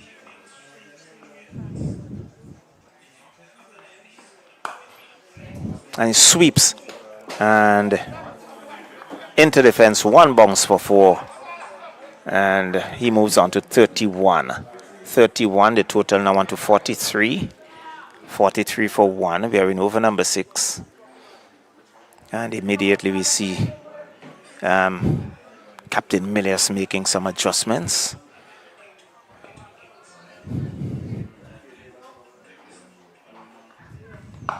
And he lifts that high over extra cover. That's gone. That's gone for 6. So again, Anil really being the aggressor. He hustles on to 37. And the total now on to 49. 49 for 1. We are in over number 6.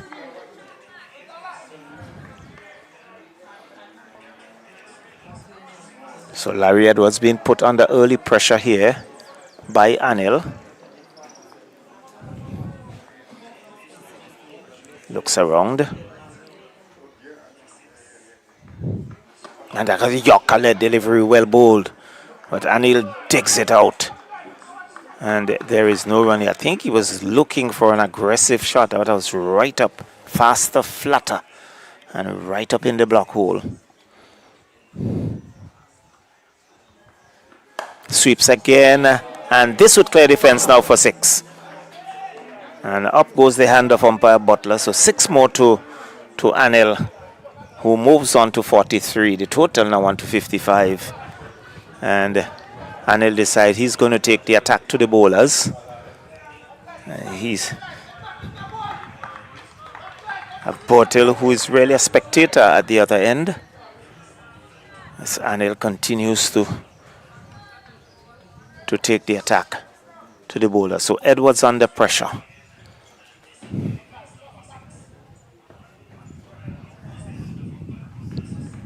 He goes back and he works it down to a long on. They hustle for one. They're going to come back for the second. No.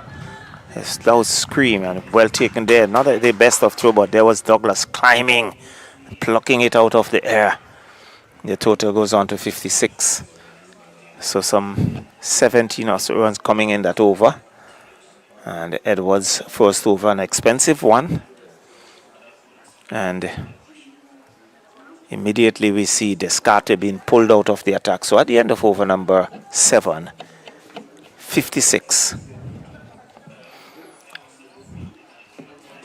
56 for 1. So going at 8 runs and over. And they would want to increase this run rate. And Asif Hooper is going to pick it up from the southern end. So Descartes, given that 1 over, being pulled out of the attack. And Asif Hooper, left arm orthodox, comes in. So it's going to be Anil, who is on 44, to take strike. So Bortil has been away from the strike for some time.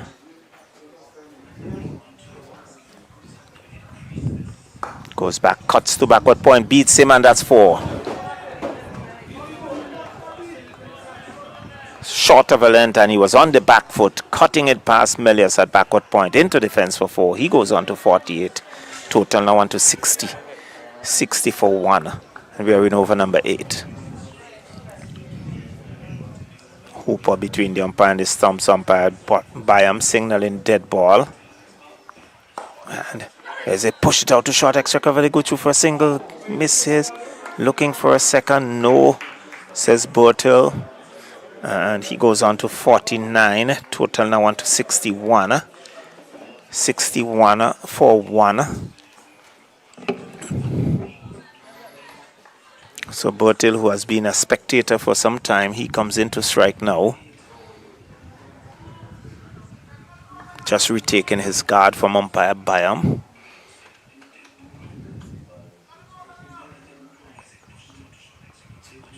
And he goes back, works it out to mid-wicket. He'll get a single. So he moves on to 12.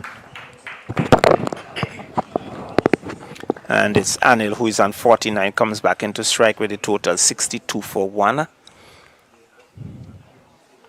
Goes back and looks, force it out to extra cover. No run. 62 for 1, the total remains.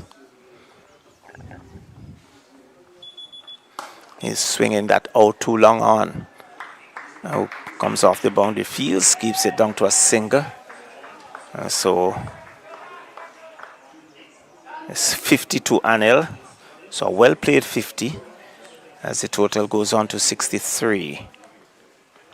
And there is Bortil working it off his pads out to mid-wicket. Gets a single. The total now on to 64. He goes on to 13. But a well played 50 by Anil.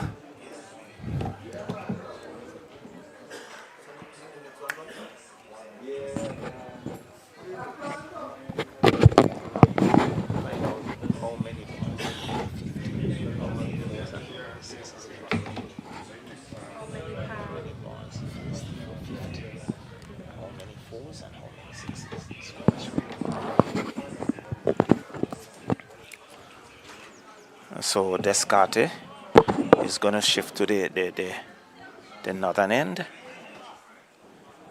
And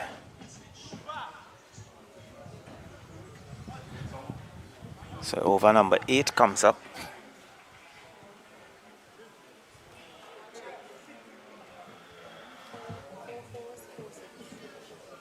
How many balls?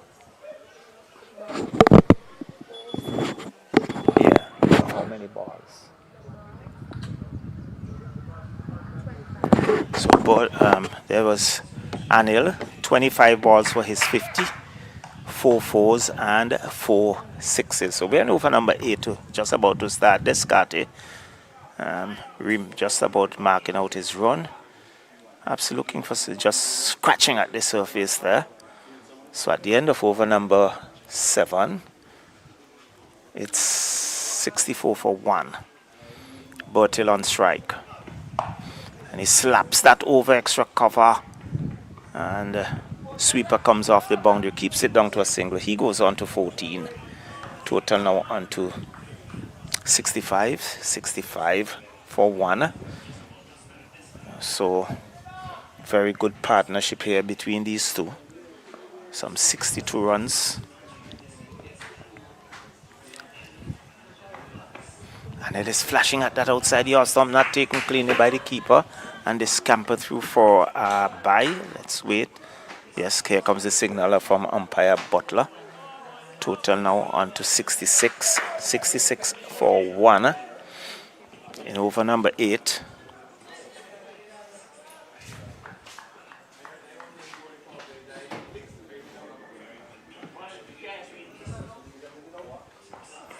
But he slashes at that over third man and he clears the rope.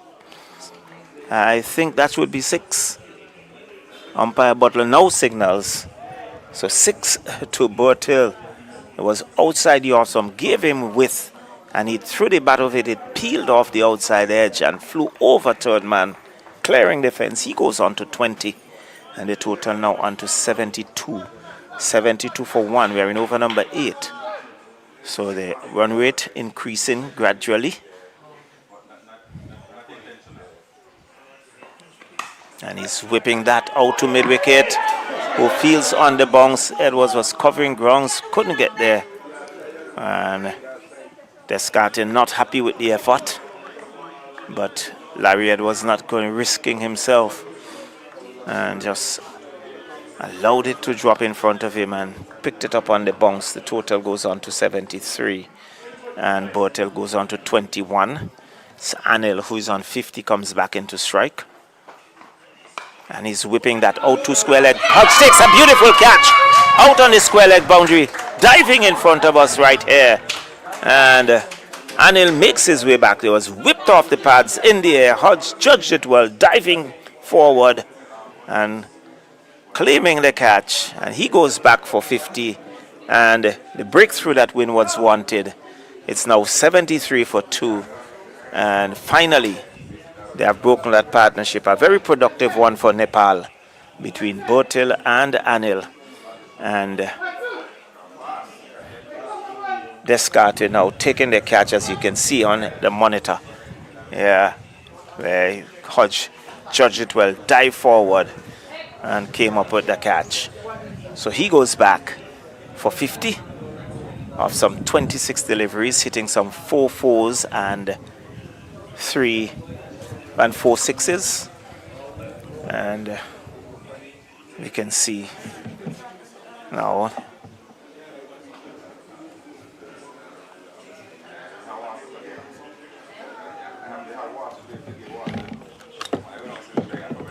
that's number 17.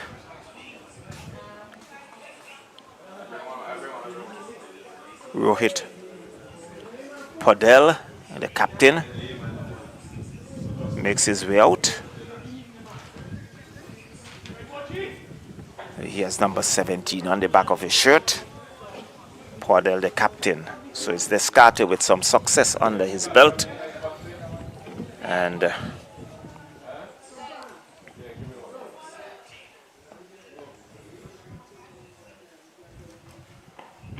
good delivery. His defense out to long on. Who they're hustling for one. They're coming back for the second. Lewis comes off the boundary. The return comes in, but they will get 2 easily, and they do. And at the end of over number 8, it goes on to 75. 75 for 2. As over number 8 comes to an end. So immediately Podel is off the mark. He's on 2. Bertil is on 21. And Hooper will continue from this there. The southern end now gives his hat to to umpire Byam. I see they're having a word with his captain Melios. See Douglas just adjusting the field. So Bertel would be on strike.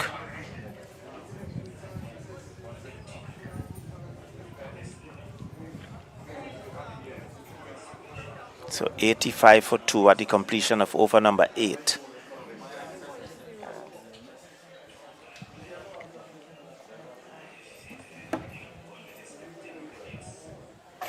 Sweeps very nicely out to square leg. Descarte comes off the boundary.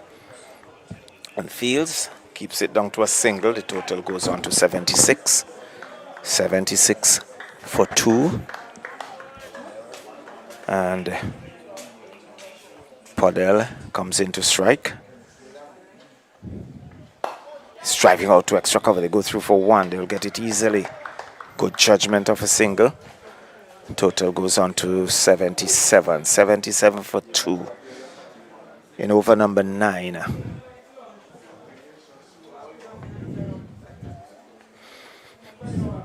Again, he sweeps it nicely. This could run away for 4. There's no man that fine leg. It goes across the ropes now. Well played there by Bertel. Just scooping it over to fine leg region and getting himself a boundary. He goes on to 26. And the total now on to 80. 81. 81 for 2. Win over number 9.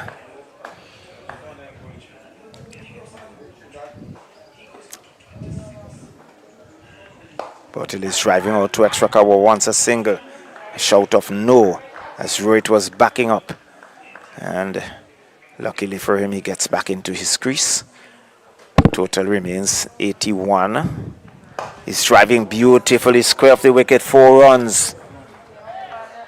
You can see it was pitched up and he opened the face of the bat, drove it between the extra cover fielder and the sweeper on the boundary. And he picks up 4. So he's now 85. 85 for 2. And with that boundary, Bertel goes on to 24. Kenny plays it out to short extra cover. They want a single. Larry Edwards was covering ground. Couldn't keep it, couldn't pick it up. Total goes on to 85. So at the end of over number 9, it's 85 for 2. 25 to Bertel. It's Rohit. In fact, it's Rohit on 9 and Bertel on 24. So it's Captain Rohit Padel who will take strike. That's it. You know, he's at the non-strikers end. So Bertel has been there from the inception. Started the innings. But he's still there.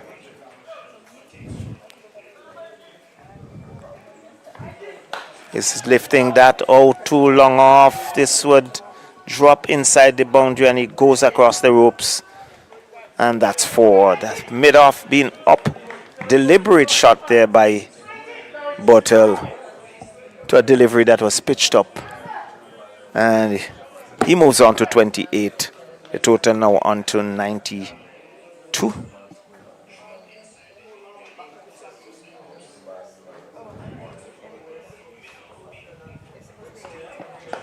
He's trying to square the wicket. Long run for the man on the boundary. They will come back for 2.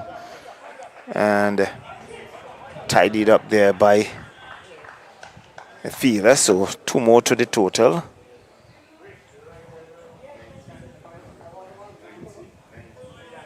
And Bertel trying to being blocked by the tree. Not getting his individual scores yet as he's working it out to mid-wicket, who races off the boundary. Larry Edwards picks up, keeps it down to a single. And the total now on to 93. 93 for 2. As Bertel signals to the pavilion for some water. It's a pretty hot day. And Captain Rohit comes back into strike. and open the face to backward point. Melius is there, and there is no run.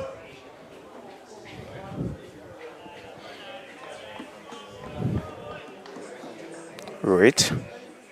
Looks rather busy. He's on 16.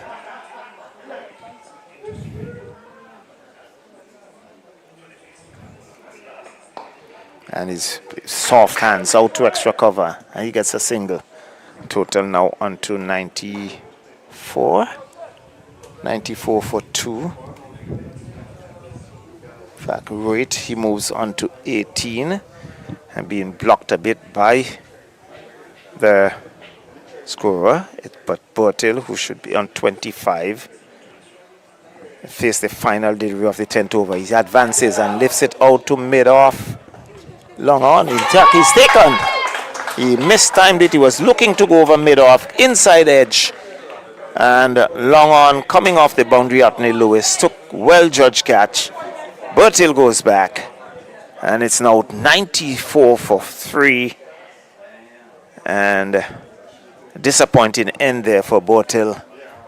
But success for the Windwards. And the Windwards will be very happy. So it's Bertil now making his way back. Earlier we see Asif making his way back to the pavilion. Partnership being broken.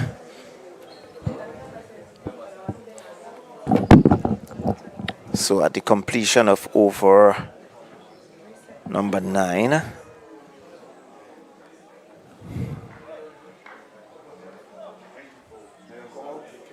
that should be over number 10, as Jora makes his way out.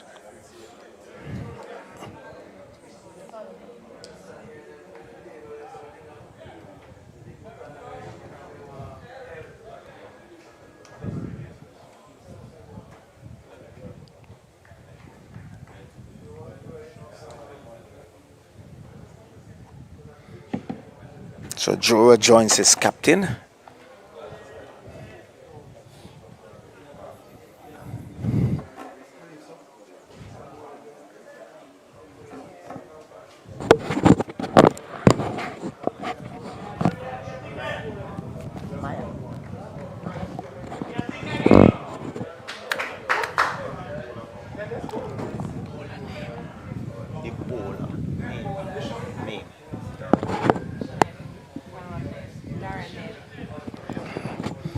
So it's going to be Ned. Good ball. He wants a single, but he has scampered back into his crease. So Ned, good start for him. And total remains on 94. We should be in over number 11.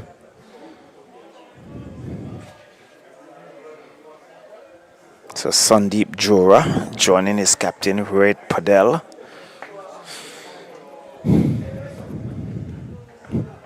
Again, there's Yorker and delivery. They go through for a single. Melius picking up, not able to release it. Bubbles out of his hand, and they're through for a quick single. Total goes on to 95. So the single takes Red to 18. Jora comes into strike, takes guard from umpire Byam.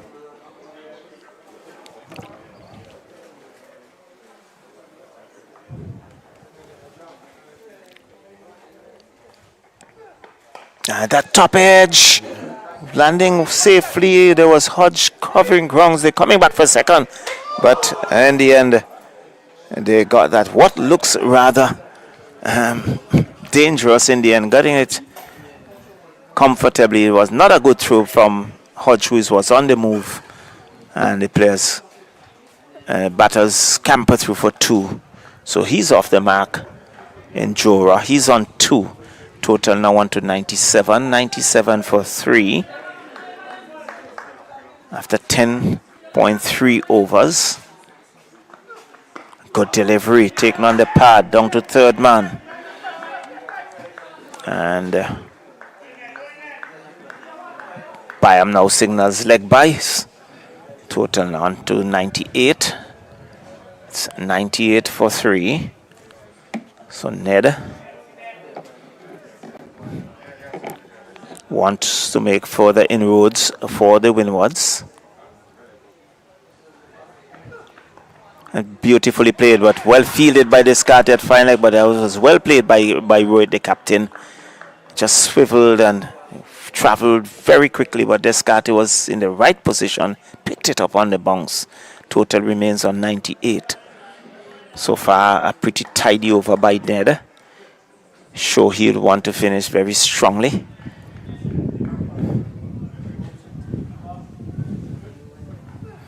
Okay, gets a Yorker.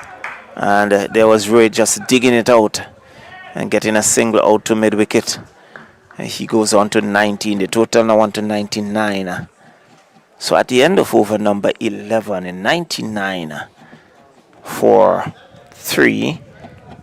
It's going at 9 runs and over.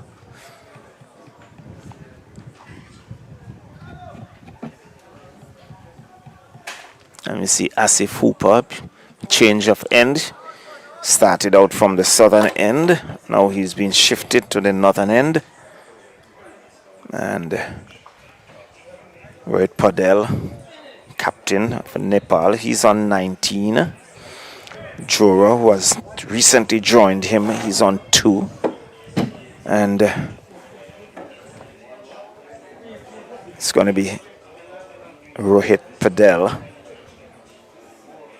on strike. So some players in the distance.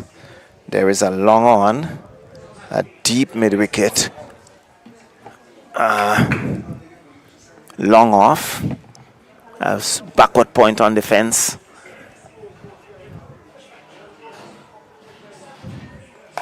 Sweeps by Rohit out to deep mid-wicket.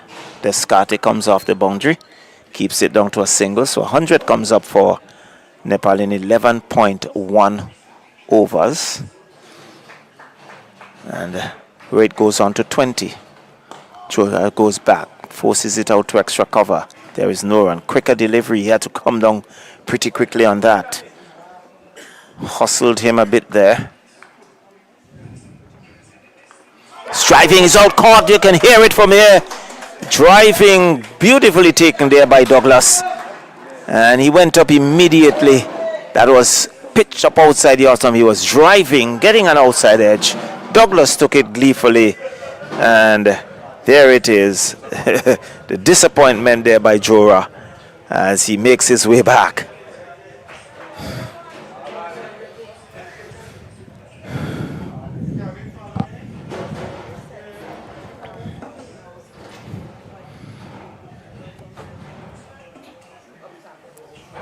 So he goes back for 2. 100 for 4 here. Nepal batting first here at Park Hill as the players seize the opportunity to refresh themselves. So too the umpires.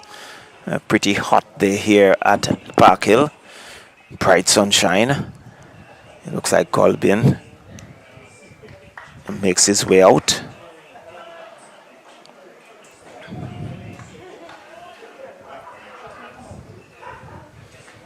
To join Captain Padel.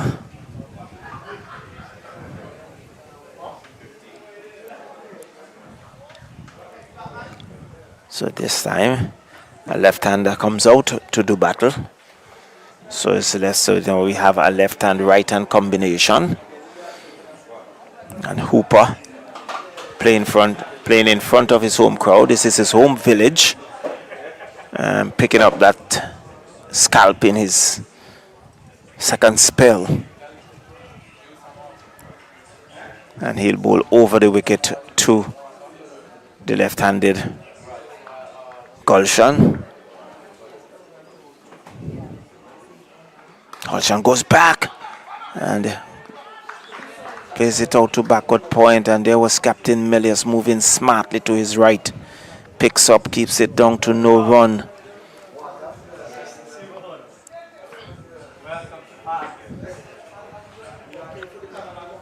And he's forward defensive. Leave works it out to short mid-wicket. Hooper moving smartly to his right. Again keeping it down to no run. So tight over here by Asif Hooper, and a successful one indeed as well. I think just 1 run coming off the over so far. And he goes back, works it out to square leg. They go through for 1. They will settle for that as the total goes on to 101 for 4 at the completion of over number 12. And a good over by Asif Hooper. 2 runs coming in that over and a wicket as well. And we can see Melius now having a word with Hooper. Perhaps Ned will continue. So there's Gulshan Cheha, who is on 1. He will take strike. And it's going to be Ned.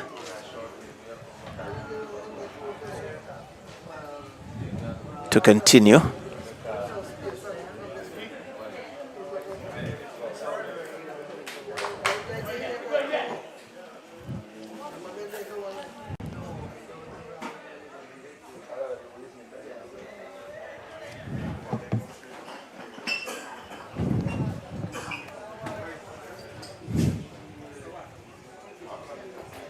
So Gaishan having taken guard. He's on 1, looks around the field.